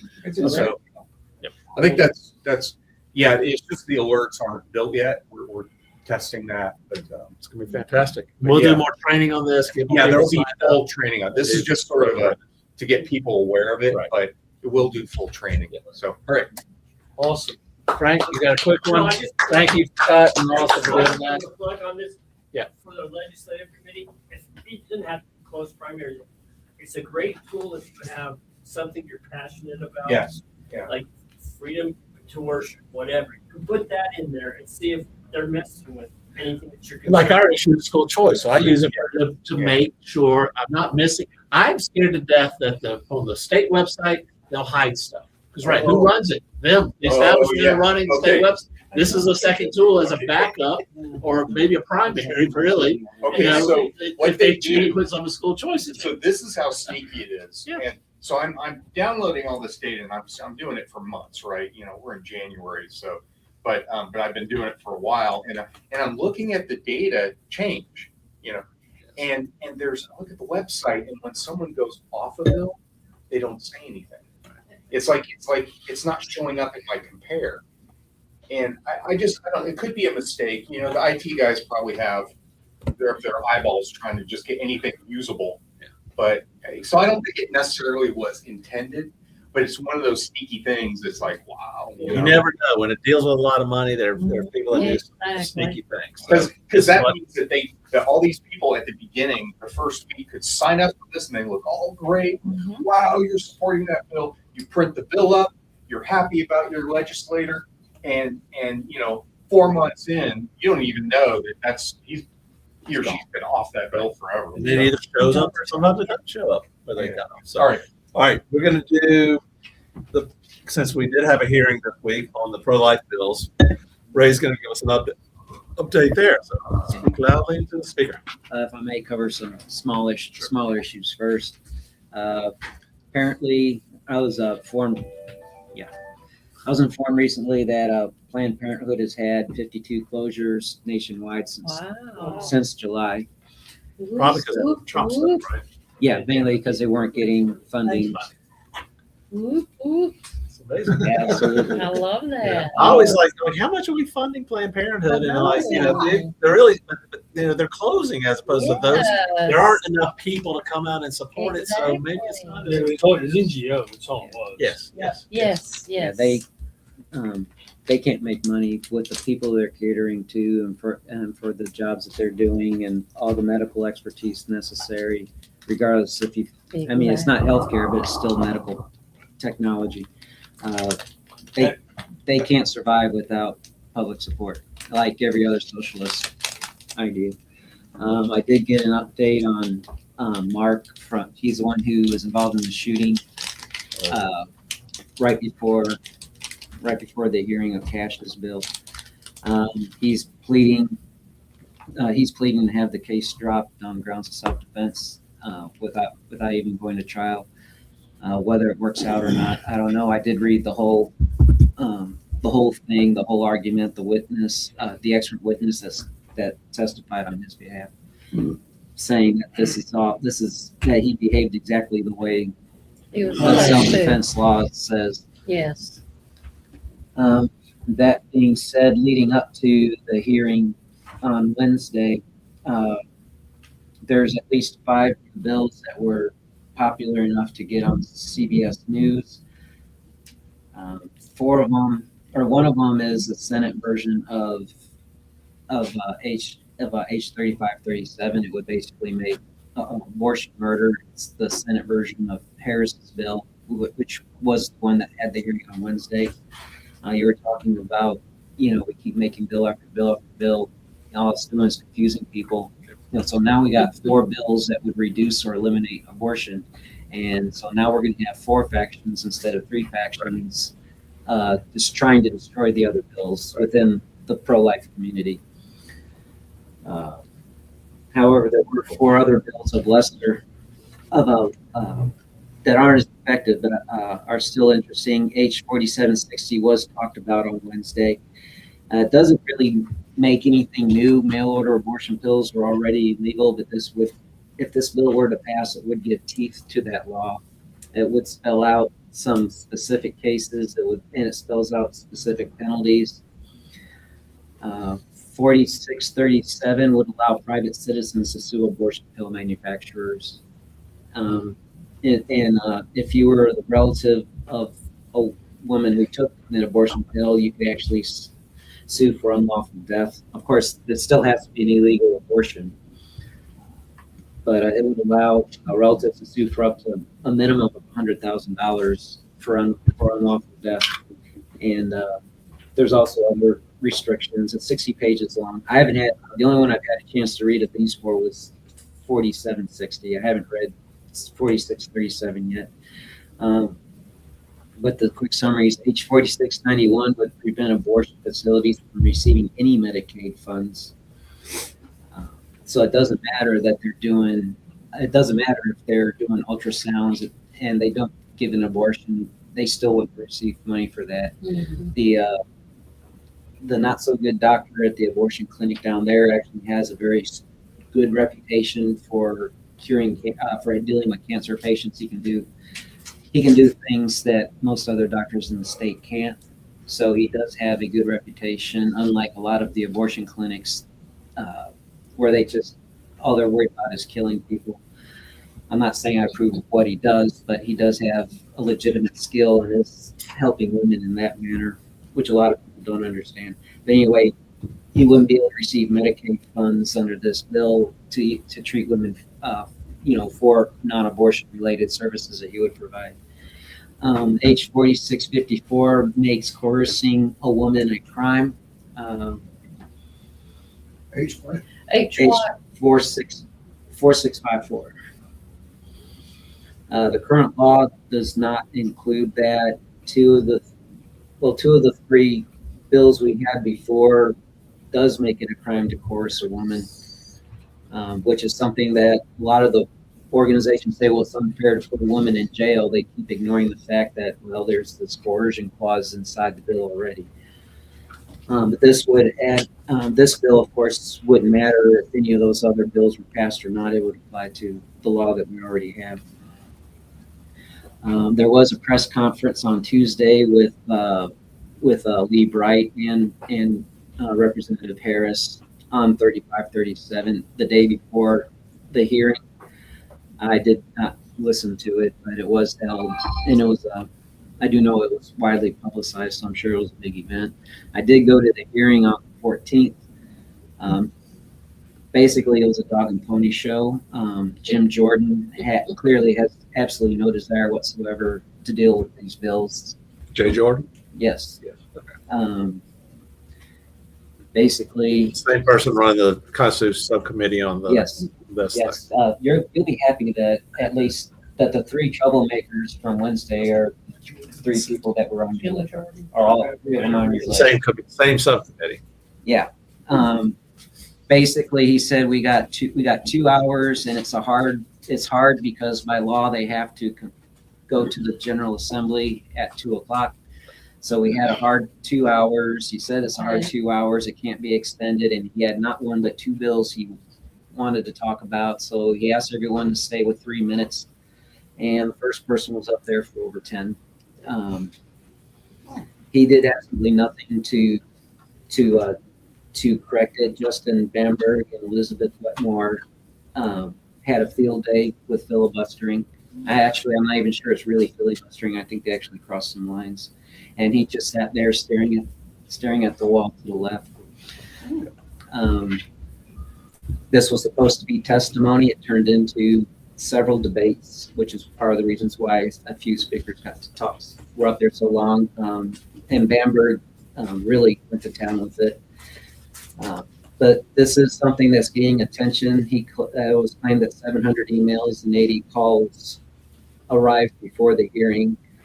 So they're admitting that this is what the citizens want, but then he makes a big joke of it. And that part wasn't really surprising. I saw this same dog and pony show with McCravy's bill back in March 4th of last year. And again, this being a hearing, it really turned out to be a philosophical debate or a theological debate, and it really went nowhere. I watched that. Stand. It said something testimony, just make you see. Yeah, it was ridiculous. Was that the Denver one that's used the black? Yes. Yeah, that went on and was trying to equate abortion. If you're gonna get rid of the pill, then you need to get rid of Viagra. You need to equating. Yeah. Oh yeah, asexuality with But that's a tactic to run out the clock. Exactly. It was like a filibuster. He kept pushing that. And Jay Jordan just sat there and stared at the wall to the left the whole time. It was ridiculous. I forget what bill it was, but although 4760 may have a chance, because Bamberg did want to make an amendment to the bill, and I forget what the topic was, but it was completely unrelated. Did they have a vote at the end of No, just testimony, no vote? no, but he did ask that they amend the bill, and it really had I forget what it was, but it had absolutely nothing to do with healthcare, it had nothing to do with abortion, it had nothing to do with the pill, it had nothing to do with pharmaceutical industry. It was a completely random thing, and it fortunately was shut down. That was probably the one good thing Jay Jordan did, was he agreed that this was out of line with the bill being talked about.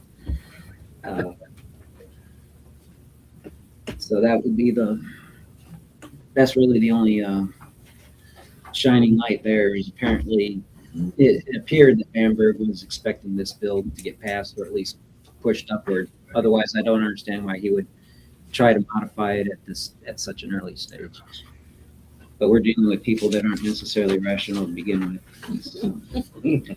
Well, but the main thing that I'd like to teach people to understand, a lot of people are pro-life, but then they're fighting each other. Yes. Why are pro-life people fighting each other?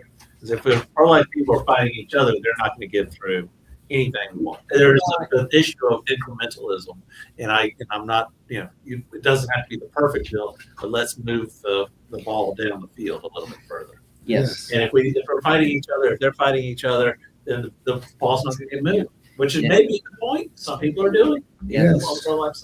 Well, either that, or it's a classic example of Phariseeism. So many Christians are Pharisees, but they deny it because they got Jesus. Well, the Pharisees had Moses. They quote random laws. Basically, it's the whole thing of they screen out the gnat beneath the camel. Screen out the what? The gnat. The gnat beneath the camel. Gnats and camels were considered unclean. They weren't supposed to eat them. So, Okay. and one time Jesus said the Pharisees are screening out the gnats, but they're eating the camel. In other words, they argue over small details, but they're missing the big picture. Yes. A lot of people do like to argue small details, which, those to me are typically distractions. Yeah. To kill through an undisclosed ulterior motive. So, Yeah, the big issue is saving lives.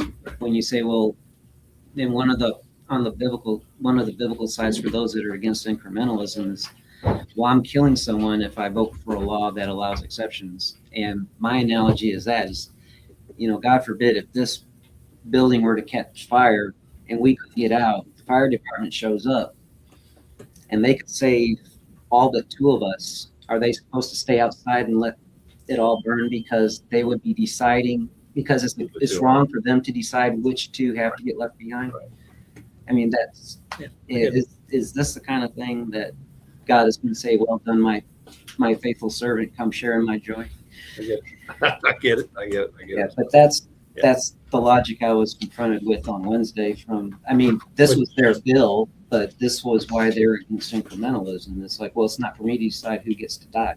So you're going to let everybody die. Understand. And that's probably your frustration. Yes, Well, yeah. and that's the main reason why. Good thinking, young man. Yes, this is the kind of stuff I'm hoping to talk about next month in my talk. This is how socialism is infiltrating the church. Think about it. There are people that are disguised.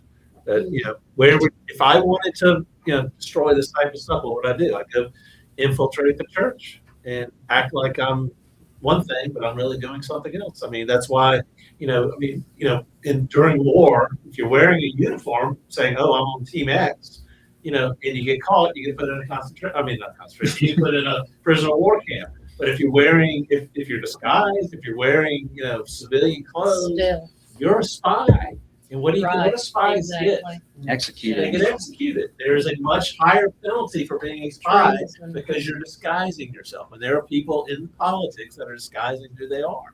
Yeah. And you know what? I think there ought to be a much higher penalty for them. And I really think that a lot of them take the position of I abstain. They just think they're purifying themselves because I didn't participate. So I abstain a vote. They don't get on either side. Right. Okay. Anything else on that? It's just one alibi. The Senate bill is S781 for anyone who wants. S781. But go to the State House website or the GOP and look at these bills. Read them. It's good to read them. Like when he's got several bills. I mean, haven't had a chance. He's doing old school. I get it. I agree with it. I'm old school too. But you can take all that text, download all those bills, put them into a drive, and ask questions. But you still got to read the bill. Well, fortunately for me, I'm only dealing with, and I just found out about these 5 bills 2 days ago. But fortunately for me, I'm only dealing with a handful of bills. Yeah. A lot of what you guys are doing. I mean, there's. But I find it easier. I put things which I'm working on a filing or something. You can put that stuff together and kind of concisely have it analyzed and pick stuff up that you might. How did you say you get to the bills? Well, it's SouthCarolinaStatehouse.gov, scstatehouse.gov. There's a way there, but maybe you should do a training on the State House website. Good idea. If you type in SC and then the bill number, Google will find it for you. And then we got the GOP plus legislative stuff. But the legislation tracker it works because I mean from their legislation tracker, I do get the changes. But it's a mess to set up. I went in to change my password. I logged into it the other day, the State House website tracking tool. I logged in and then I get a notice that my password's been corrupted or found in a breach somewhere. Change your password. I go in to change my password. I change it. I log out. I log back in. I can't log back in. So it's Jeff Davis. Probably, yeah. Maybe I need to be a spy. I have alias. I do. Yes, you do. Yours is not that funny street. Thanks for that update on that. I know that's been busy. Yes, sir. I've got the SC legislature app, Yeah, you put it Yeah, out. I'll put it out when you're So calling. you Got can it out. watch all, everything live stream, and then, you know, you go and search, find a bill that you're interested in, you go and search for that bill and click on notify me of updates. Yeah. It's, So you can do that on SC Legislature app. there's a lot of tools out there. We need to learn them and we need to use them. And That's how I we watch that. need to use our brains and we need to use the tools that are out there. You know, and it takes time to figure out. I'm a lawyer. I'm in theory trying to read that type of stuff, you know, and it's even gets complicated for lawyers to figure it out. So, and they got a big team down there. I mean, I think they spend $20 million a year on legislative backing folks that are writing bills and helping out legislators and all that kind of stuff. So, I mean, we're volunteers. They got $20 million, and they're not even very good at it. We're probably better. I can outright them and I do it for free. Hopefully not always for free. Hopefully not. So, but let me give, I'll give a quick school choice update. We reached out to the governor's office on Virginia last Friday, announced that they were the first in the nation to sign up for Trump's big beautiful bill, federal school choice thing. I reached out to the governor's office encouraging them to sign up for it as well. And I have been informed by their general counsel that the governor, state governor, they've not publicly announced it, but they have signed up for South Carolina to participate in it. They're not at the point where they're probably going to wait for the Treasury regs to come out about approving SFOs or SGOs, scholarship granting organizations. But that at least, you know, people all South Carolina sign up. I'm like, I don't know why they didn't do a press release like Glenn Youngkin out of Virginia did, but you know, I mean, we're you know, apparently South Carolina signed up with that. The other thing that we wanted to talk about was Monday, the rules change. I know we had a couple questions about that. To me, while we did not do it, I should have, because I didn't think folks would glob on to something that is really a minor technical issue. Ray Sheen, when he's going through and doing his Robert's Rules training or his little videos, he discovered in there that Robert's Rules, the current version, says that unless it's in your bylaws, you can't do electronic meetings. Zoom calls, stuff like that. It applies to the county level, to our level, and it also applies to our subcommittees or committees, legislative committee. I mean, they do Zoom all the time. You know, they're not really taking votes and stuff, but you know, we're not supposed to certainly take any votes, you know, if it's Zoom, unless it's in your bylaws. Now, what Mr. Sheen came out of our rules committee is they wanted to just the state party doesn't have it in their rules. So, I mean, you know, so we just wanted to go through the process of technically cleaning up ours. There's a new version of Robert's Rules of Order that's on that will come out. My guess is that's going to be in there already, right? So, I mean, because it's like, you know, this is how everybody's functioning. That does not mean there's secret ballots or has nothing to do with First Amendment and freedom of speech, all this stuff. It just it doesn't need a current meeting schedule. And I mean, it was literally the most almost the easiest thing you could sit there and ask the body to do. And you see some people globbed on and spread a lot of misinformation because they have an ulterior motive. That's okay. But to talk about what it was able to do, and the language that is in there is almost, I think it was almost verbatim. You know, it was verbatim of what Robert's Rules had. There was an initial part that said, "Oh, this is what you need to change your bylaws to reflect," and then it had, I think, you know, like 6 or 7 or 8 little like summary type things underneath that. We did not include that because we wanted to keep it very simple, or at least the rules committee wanted to keep it very simple. So people globbed on, but why don't you have all the rest of the proposed language in there? I'm like, because people don't read a 4-page resolution. We like to keep it a 1-page resolution. But then, you know, I mean, our rules committee approved it unanimously. Our board approved it, except for one person who said they wanted all that extra stuff. Well, guess what? We will give them all that extra stuff next time, and we will pass it. And we'll have it a 4-page piece thing for everybody to look at versus a 1-page. Now, what everybody's now saying is, you know, and Mark Atkins asked on here, could we have a Zoom meeting for the special call?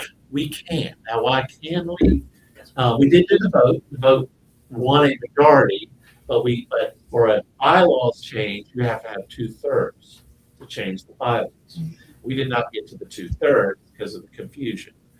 Some people thought we were changing the On meeting purpose. schedule. Some people, I mean, it was like incredible. But I am going to make a proactive where we're going to do a Zoom call, talk about it, Q&A, and I hope every single person that voted against it will participate as opposed to. But that we're going to clarify it.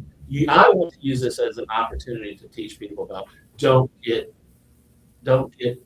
misled, don't get emotional, don't get misled by folks that Can I have ask no you, what exactly were you asking them to do? Because I thought I knew, but maybe I didn't. What exactly were you saying? vote for? The vote was to add into our bylaws the ability to have online meetings. For all meetings, even the one we had. No, just the ability to have an online meeting. And then It doesn't change the schedule. We voted to have quarterly meetings in person. Doesn't change that. Okay, so you still have those. Yes, You were asking for Just, the events committee. Yeah. And then. or if we call a special meeting, if we call a special meeting, it's legislative. That's all we were asking. We weren't changing, people were telling folks they were changing the schedule, They were saying the meetings we had Monday night. Yeah. which is an absolute bald-faced lie, and they knew it.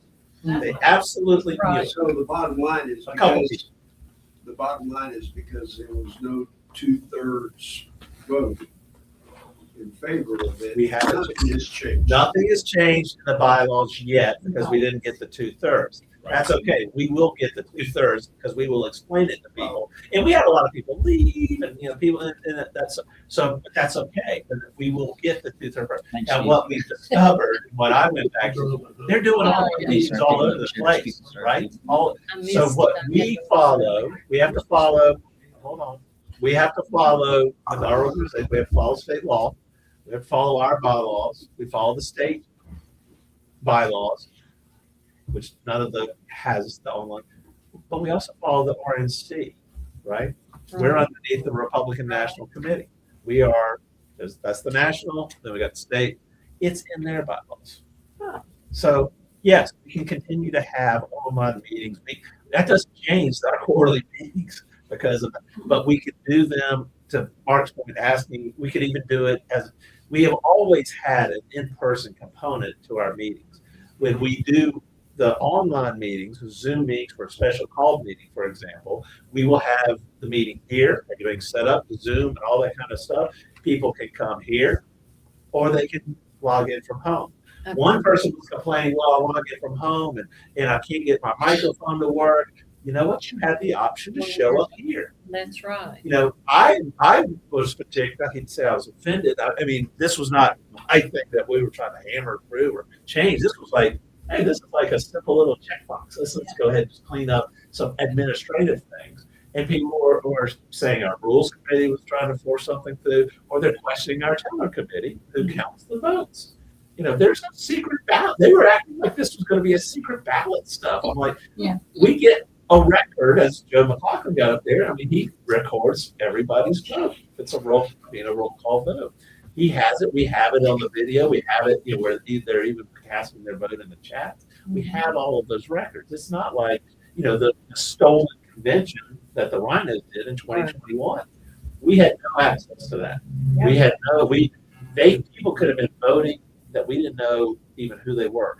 The Greenville County Council allows people to log in, as with the vote the other week with Joey Russo came in online. He has to show his face to be identified to cast his vote.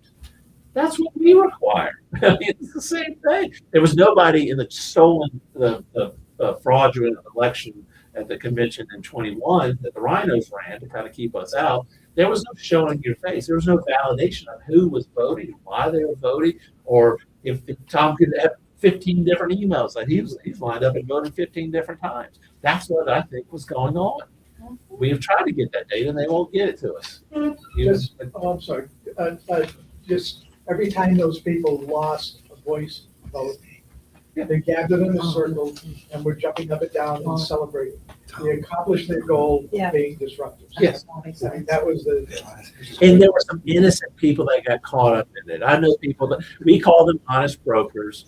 I don't mind addressing honest concerns, but I'm like, when somebody's telling you that this is a First Amendment issue. I'm like, you've got to be kidding me. I am literally the most open and transparent. I want people to come. I will sit there. We used to sit there till 12:30 at night to have meetings and let people ask questions. I let them talk, because the more they're digging. I mean, the rule is when you're in a hole, stop digging. They keep digging.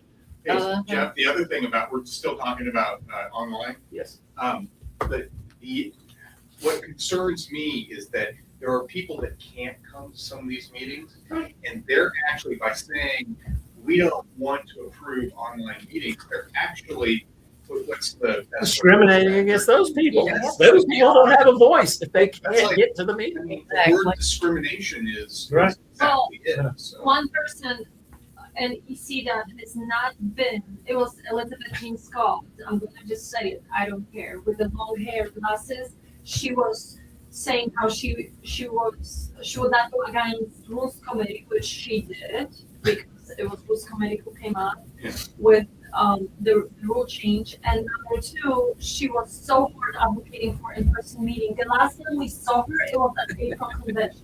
So it's the person who has not been here since April, has not been to any meetings since April, and she will dictate all of you that we cannot have meetings. And what I'm not going to do is put on our volunteer that all bring that stuff there and set up, and it's a ton of work. Right, and then the breakdown is a ton of work. Guess what? Every person of those few that were pushing for the in-person meetings, none of them volunteer to help set up or break down. Yeah, they don't. I didn't see them. Right. They were out the door. They were And it's there like, to disrupt. they were there purely disruptive. Yes. That's what we've got to learn. Is there? But because that, I will promise you, it's just like we were talking about with Bamberg, in that that is a political tactic, and we need to learn about these political tactics. The Right? other thing, Talking about that in March. probably This is ways to fight back. His third part of the three-part series on the social development is how to fight back against that kind of stuff. There's rules for radicals, which is what these people are following, and then there's anti-rules for radicals. You had your I was just gonna say, if there had been a little more time, maybe, that was the first time I've been joined. So I didn't know what was going on. It's okay. And all the questions, I didn't even know that you were literally only talking about meetings like this or whatever. And you weren't changing the schedule. Right. And I can't believe people are saying we're changing the schedule. Like, where? what? It was the library that changed the schedule, not you. They were just. Yes. And normally what we do is we put those things out, and then we do a Zoom call like the Thursday before or the Tuesday, Thursday before, so people can come on and ask all those questions. You know, we invested the time in it. I thought this one was so simple, we didn't even need to invest. It's nothing It's okay. It's okay. We will always now. We need have to a do meeting. Q&A, whether it's We need to online do a Q&A before the meetings. prior to discussion on the bills, Right. opposed just Q&A. I think Right. so, because Well, whatever questions you may have, he may have. Are you saying we can still have Zoom meetings because it's in the national bylaws? Because we're underneath that. So, you know, so they did this whole thing. I mean, the state party. I mean, one of the people, let me tell you this. That was Monday. On Tuesday, we had a third. We're part in the third and also in the fourth congressional district. We had a third congressional district Zoom call meeting. Olga was my proxy, so because I was at this other event, so she finished it up with Simpsonville and gets on that. It was, and one of the people that was complaining and saying that we can't do this and objected to the rules change and all that, was on that Zoom call with the third congressional district. I said, well, are you going to place an objection because it's not in the state party rules, it's not in the third congressional? Oh no, I'm not going to do that. I'm like, you just created chaos in our meeting and don't want to do that, but then you get on the third congressional district meeting and you're okay having a Zoom call, knowing it's not in the third district bylaws and knowing it's not. I had not brought up it's in there. Because I'm the third congressional district secretary. Right. And I was like, okay, if you're principled and you believe this, why don't you lodge a complaint saying, guess what, we can't have an in-person meeting. We can't have a Zoom call for the third congressional district. We all need to, I'm protesting this meeting and we need to have it in person. They refused to do that. But they were sitting there creating chaos in our meeting. Intentional. Intentional, yeah. Intentionally. On slight humor. Yes. Is her name Fisher? I don't know. There's Angie Fisher, the former. The older. Old secretary. You know, Old secretary. I saw her when they were counting the ballots, I saw her heading for the table. And I said, well, we're gonna go over to the table, and if she's gonna pick something apart, I'll be there. Just, like that. So they finished the ballot, she lost. I said, were you really expecting on winning anything? And she went, no, I wasn't. And I said, well, I think you should show up at the next meeting and demand another recount. Oh, And she said, no. Don't trick She me. said, well, why would I do that? I said, because you like to hear yourself talk. That's, you're absolutely right about that.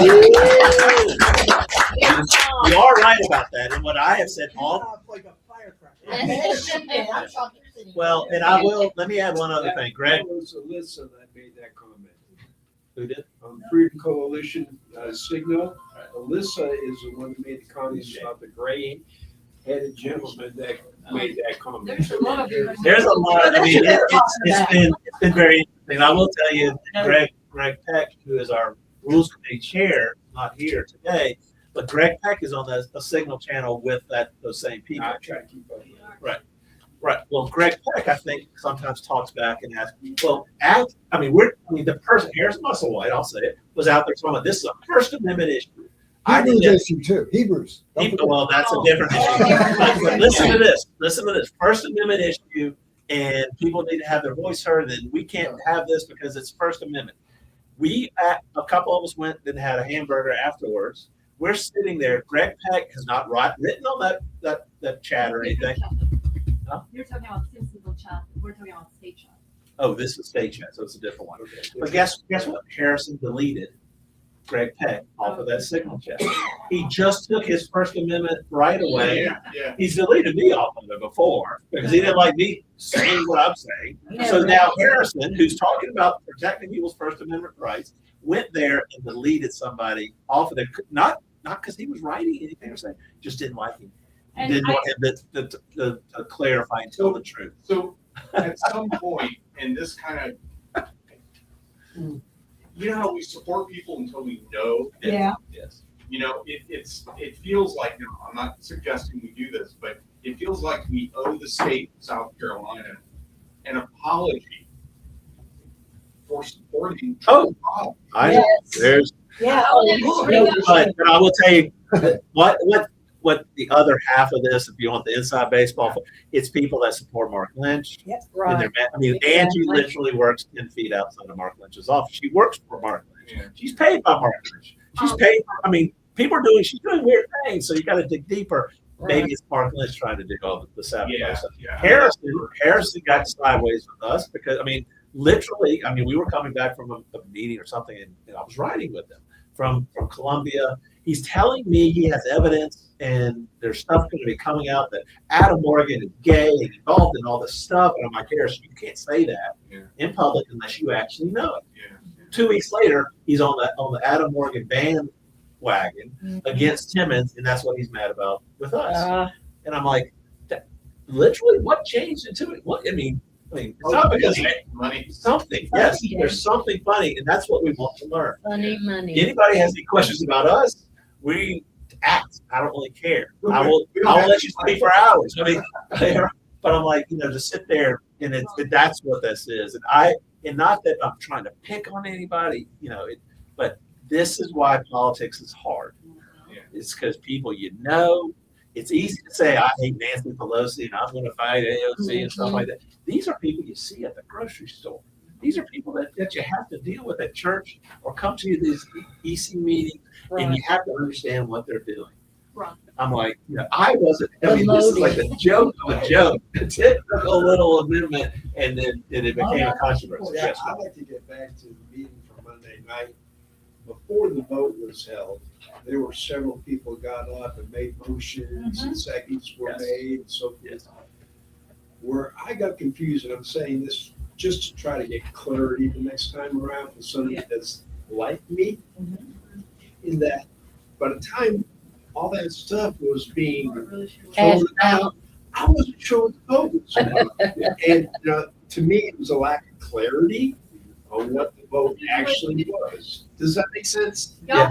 If you reflect back. You could have typed up there, what you're voting on. But no, we cannot type anything at the meetings. That's Well- not doable, too much work, but we can clarify. It's just a We can statement. clarify. But my point is just to get clarity from all the mayhem that's going on. Before Right. we vote. Whether you can. But they purposely, that's They why. created did the that. mayhem. They created- They tried to run out the clock. They tried to make Mary get in trouble because her name's signed on the dotted line. Yeah, so I can't go to the library ever. I No. get all that. You know, not knowing all the specific rules of Robert's Yeah, rules of we need to- order. Well- As chairman, I probably would have said, we're running out of time here, so I want to table this to the next general meeting. That's We cannot just me, table at the chair. okay? That's just me. Yeah. I don't know all the rules. But what we normally do, if it was controversial, we would have had a Q&A before. People could have brought little things up. We could have changed it before we actually presented it.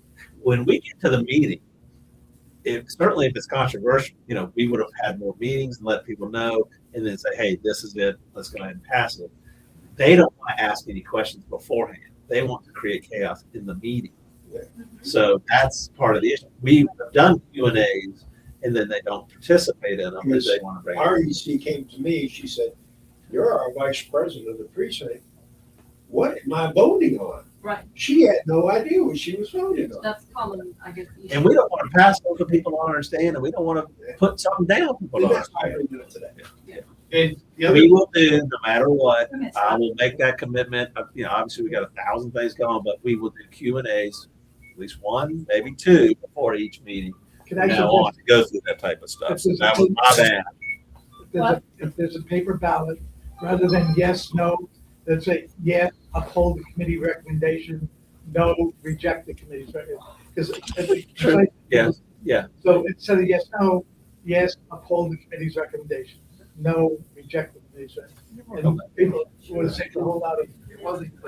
Yeah. Well, one thing I would suggest, because there have been another meeting, obviously we're gonna get the 2/3 vote. That's okay. That in advance show what is in the national bylaws and saying, we're just reflecting this to be in conformance with the national bylaws. And I think that would help a lot. And one other thing is, now, in your Zoom meetings, do we need clarification, because we're covered under the national bylaws, we just need to reflect it in our own bylaws, and the informants, do we need clarification as to what if we take a vote online, how do we do that, to make, we want to make sure we don't violate anything, that somebody would have to show their face, that then we have, somehow we have to record a vote, so, yeah, I don't know if you're clear on that, or how we take a vote, a Zoom call, I don't know if anybody. Well, There might be a little. Joe, also in the credentialing, they have to be credentialed, right, first, and then the telecommittee has to add them up. That's the other thing about it. That's why we always do in-person and hybrid, in-person or online. If you are scared or people nervous that we're not counting them, come here and watch. In 2021, they had it at Adam Morgan's office down there, Majesty Music. They would not let any of us in to watch the vote. I'll let anybody in to watch the vote. Anybody sat there and watched them counted on Monday night.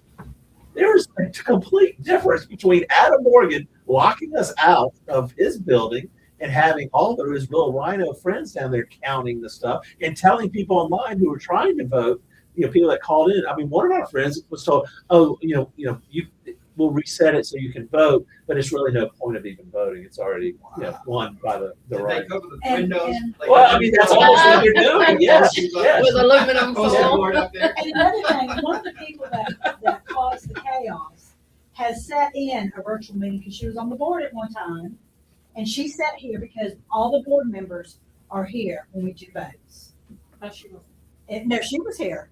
So she was out there complaining, knowing, and she had sat in on a virtual meeting. She knows how it's done.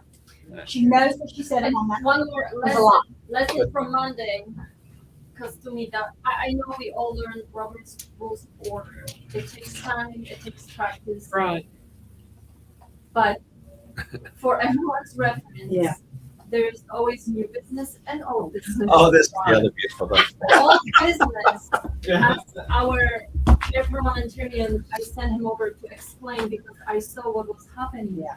All the business is not something you remember from last year and you think it's old, so you're Right. not doing it. Old business is business we didn't finish at the last meeting. Something It's not that something old. was on the agenda as business and didn't get completed, but whether it was tabled, ran out of time, for whatever reason, went pushed further. Old business is not old. It's from the Cannot last sit meeting. there and say, by the way, 3 months ago, I saw this on the meeting and not doing it because it's. No, especially after we've already voted to have them approved. That was embarrassing. That was. That was. Being an ex-board member. Especially For the rules, for everyone that isn't an expert at the rules, because I'm not either, what I do is I load up state rules, Robert Rules of Order, and the Greenville County Republican rules in the same grok session, and I ask questions. And it gets really detailed. And again, I'm asking grok, whatever AI, just use these files in giving me information, and it is really, really good. The other thing is that yeah, the minutes, those it's always about minutes, right? Yeah. I don't really care about making a change. But They were shocked, and I'm like, I'm okay with changing the minute. I mean, whatever. Let's fix it, but tell me what you want to fix. We're not just here for You're not going to create something out of thin air. It must be audibly understandable in the video. If it's not, I ain't admin. That's why we were very careful about coming to the mic. She did the exact same thing when she was the secretary to the Yeah. people that would make that. Yeah, I'm like, if I can't, and like I said in the meeting, if the video can't pick up what's going on, I'm taking notes, but if the video doesn't pick it up, it doesn't exist. Ron? I'm not what I'm gonna say is not gonna be popular with myself really either. Because I believe in what you say, we're openly transparent. How did you say transparent? Yeah. But to have an orderly meeting and get to the end, we have a limited time. Yeah. 8:00. So you gotta limit the debate for a certain period. Choose your best on this side, you guys choose your best. You come up and make your point. You got this much time allocated in this meeting for this subject. It's open. When that time ends, we vote. We get it done. Right. I get it. But they can bring up I don't like it, but the county council does that. They said so much time for this, it's off the agenda, now we vote. But they can, it's like when Elizabeth Jean Scott would have changed 5 words. You know how much extra time it's going to take to sit there? I just let her do it, and we voted it down and moved on. But I mean, she did it on purpose. I mean, come on. Well, part of the purpose is to discourage people from coming, because I have my friend with me who's an EC, and he says, I worked 11 hours. Yeah. The night before, I got to be up at 3 to go back to work. I know. That is the goal. They won't come now. That's why with our business meetings, I want it to be about business, not this other stuff. And it's the right people off. And let me just say this one thing. That's why the majority of the ECs like having it at the library, because that was brought up. Someone said we need to stop having meetings at the library.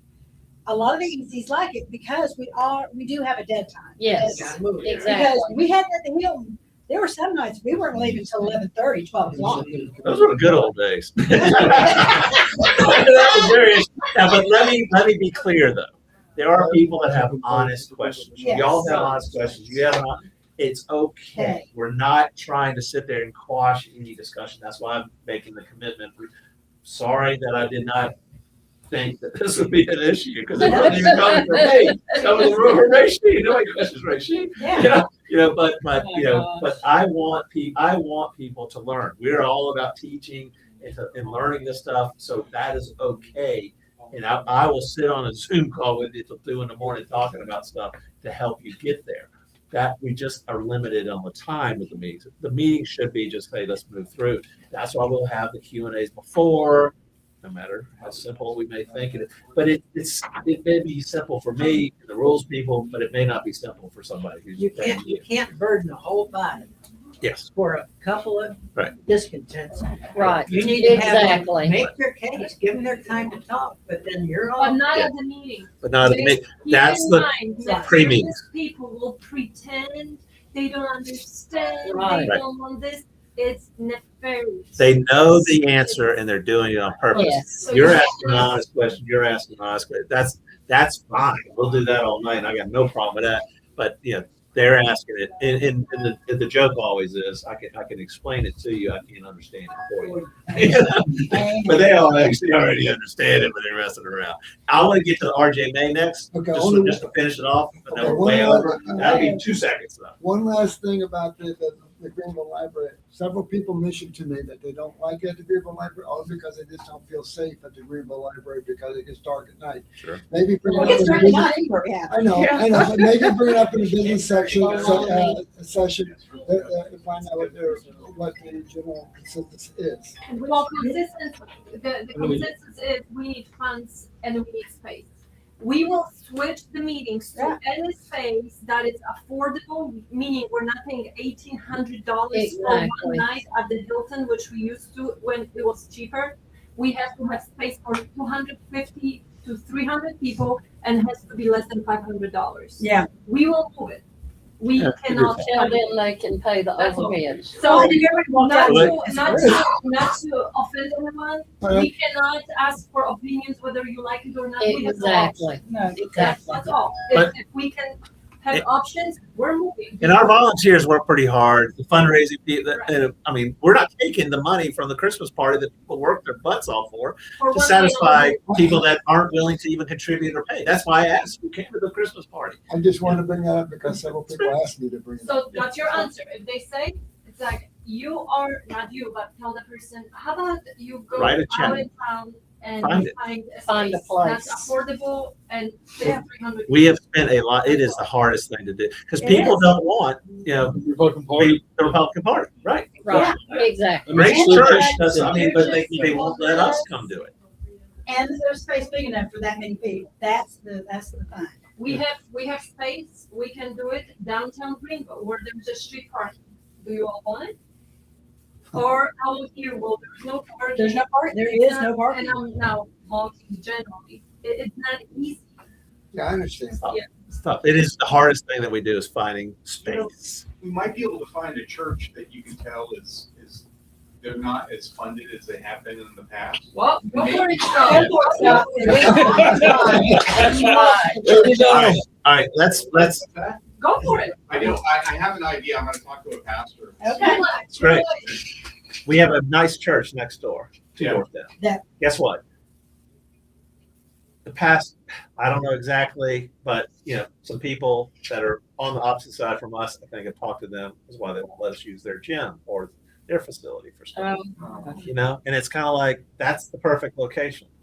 I always thought, they'd learn about us, figure out, let us use the gym or something like that. And you were paying. I mean, why? Well, I mean, God only knows what. Yeah, I would rather give them. I'm not giving the Hilton. I'm sorry for the Hilton money. I just don't want to do that. Church, we'd be happy to, and but I think they've been talked to, and that's the other stuff that goes around. And it's just been something we're battling, and we'll get past it. But it's like finding space because we're not small enough that we could just find a back room at a restaurant. You got 50 people in there, like some of the other counties do. I mean, we got to find a place that's big enough that can hold 150, 250. Yeah, we have a lot of guests that come to our meetings. Yeah, but what do you do? So that's a good problem. She was my heroine Monday I was. because this guy came up from the disruptors and said, "Can I help with the chairs?" No, he just asked me how I was. Oh, yes. I heard no, and you took the chair and you slammed it on the pile of chairs. And I went, "Oh, now we got to pay for a chair." Terry was justifiably frustrated, and we're not. That was scary, Terry. That was scary. That was the scary Terry, not the nice Terry. He stood there and did that on purpose and had the audacity to ask me, "How are you doing, Terry?" I know. He's lucky I didn't really tell him how I was. Terry is the one that reserves the library under her name. If we violate the rules or do anything, her name is on the line. So she breaks the chair. Well, I didn't break the chair. He didn't break the We chair. are behind schedule. We are not out of their own time. Guess what? Guess whose name's going to be signed next time? One of them. And watch him say no. So he will work on that. But let me, RJ May, co-founder of the Freedom Caucus, was sentenced to 17 and a half years in jail, federal prison, I guess, and then 20 Wow. years of supervised, whatever, after that, and permanent sex offender status. Some of the stuff that he did, even the judge said, was the most disgusting stuff that she's ever seen. I've read some of the documentation; it is shocking, And what the judge did say is also, I would have liked, it was 5 charges. I would have liked it if it was, consecutive. It got 100 years versus 5 at 17 and a half concurrent. But it's more than we've actually ever experienced with seeing an elected official like that get. So we put out a press release. It got read on WRD, which is the first time we've actually, because you got to get press releases out timely. Because sending a press release 3 days after the event doesn't do any good. So kudos to Olga for doing that and getting that out there. Former communications person was not happy about the fact that this is how it has to do. It is a busy schedule. But what I don't know if the quote that I put out there, if you can read it or you want to read it. So Jeff's statement, or should we play? We can play it if you do it real quick. But yeah, and you can play the excerpt from there. I think it's good to hear, because the key is understanding RJ May. I've known RJ May for a long time. RJ May has been on the opposite side of us. Strange. I mean, he talks about, I'm pro freedom and all this limited, but he's doing things that were weird, and it's always confused me. And we haven't been friendly or friends with him at all. And lo and behold, we find out what he's doing behind the scenes. Now, what the judge also, and a lot of people talked about, was like, while he is doing this perverted stuff, and it is bad, talking about infants, right? I mean, we're not talking about, a cute little girl or not even the gay. I mean, it is infants, people. And it is absolutely, and at the same time, he is writing laws and pushing laws to further punish the people that are doing that type of stuff. So he knew it was bad, and he was doing it. That's what I think the judge keyed off on even more. But we put out our statement and all that kind of. But he is not the only one hiding behind a position of power or elected official or whatnot. So I am a big believer that people that are in these positions of trust should be punished even more than the average Joe out there. I mean, it's bad that some random person's doing it, but not somebody who stands up saying, is not a preacher or not an elected official, that type of stuff. He might not survive jail. Let her play this real quick. I read it.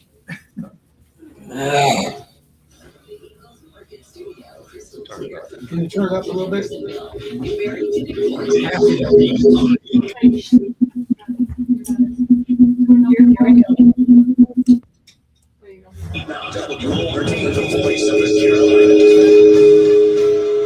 Former South Carolina lawmaker R.J. May III has been sentenced to 210 months in federal prison in a child pornography case. A 17-and-a-half-year sentence will be served concurrently for 5 counts. May pleaded guilty to possessing more than 200 videos of child sexual abuse material, including recordings involving infants and toddlers. Federal prosecutors identified 62 victims, with 21 of them directly notified of May's guilty plea, including some who lived outside of the U.S. Prosecutors had sought a 240-month sentence, along with lifetime supervision and more than $73,000 in restitution, citing the severity of the crimes and the need to protect the public. Following that sentencing, the chairman of the Greenville County Republican Party, Jeff Davis, immediately thanked the U.S. Attorney for the District of South Carolina for the diligence in the prosecution of May, and said in the immediate release, it is disgusting but not surprising to find this level of depravity in South Carolina politics. This case is a stark reminder of how predators can hide behind positions of power and public virtue, making it even more egregious. The latest traffic in the Carolinas. All right, so cut them off. Turn it off. Okay. That.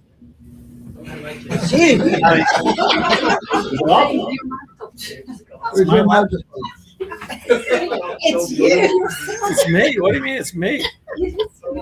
I haven't changed anything. All right, is it working now? Are we good? Okay. But realize, question people, the folks that you trust the most. Yeah. I mean, we've written articles about it. We've talked about it. I don't want people blindly trusting me. Don't question me. How do they catch you? I trust you. I think I can't remember, but it seems like it was. That app, what was killing you? Oh, he was on some app. Yes. Yeah. Online. So That's- but I mean, they can't just, if he's sending crap like that, The he's not app, that's assuming he's actually sending. Yes, he was. Which is either is just Yes, as bad as yes, the other. yes. But the point is, there has to be a group of people that, you know Is what I'm saying? involved.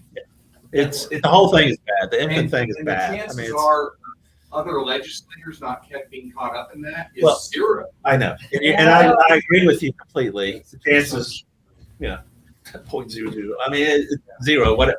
But I will tell you, Ryan McCabe, another fellow Freedom Caucus member. I think he was one of the original guys. I don't really recall. He's a lawyer legislator down there out of Lexington. Has participated with the other people that were part of the reorg. Steele, Pamela Godwin in 23. Ryan McCabe wrote a letter asking for leniency on the 12th, Monday, because he couldn't be at the sentencing hearing, asking for leniency for R.J. May. The appeal was for the children. I understand that. They call him Uncle Ryan or whatever. I understand that so they can see their father. But you know what? You've got to be freaking kidding me. You know what? I'm like, in the first sentence was, I can't be at the hearing because I have to be in the legislature. What message does that say? It's a federal judge, so it's not a state judge that they're putting on that position. But if a legislator writes a letter that says, I can't be there, but I want you to have me. Normally, you send that to a state judge, they're going to listen to it because guess what? Who elects our judges? They're legislators. That's why we're fighting for judicial reform because they're dealing with it. I am dumbfounded. I've been told that from both sides about Ryan McCabe's probably not running. We're not planning on running for re-election next year, but he certainly killed his career right there. But I'm like, clear his browser history. The whole thing is. Well, think about. I mean, and you heard what I said. Harrison accused Adam Morgan of. You look at. I mean, you just got to look around. There's a lot of questions, and this stuff. And we talked about it. There's a movie called I Am Fishhead. There are a lot of psychopaths or psychotic, whatever you want to call it, that are involved because they get involved in this stuff. I'd rather not be here. I'd rather be, love you guys, but I'd rather be on a mountainside or in a cave or hanging out, doing whatever. But there's a lot of people that rise in the ranks of corporations and politics because it attracts people. And I think, what do they say? 1 or 2% of the population, or whatever, are diagnosable psychopaths. What percentage do you think it is in politics? Oh, much higher. Much higher, right? Because that's what they're gravitating. What do you think is the CEOs of companies? Look at what some of these companies are doing. They're doing stuff that they're just. It would be less if there was a firing squad. Yeah, maybe. Or go back. We've been watching Gunsmoke and they've been hanging people. You go to trial real quick. You kill somebody. That's like 2 weeks. The circuit judge will be here right after trial. I mean, not this 20-year thing. So, but hey, it's 1:35. We're way over. Thank you all for staying. Sorry we didn't, but it's been a packed week and it's been exciting. So we will be back next week. And we have a motion to adjourn. All right, not debating it. We're out. See you next week. Out of here.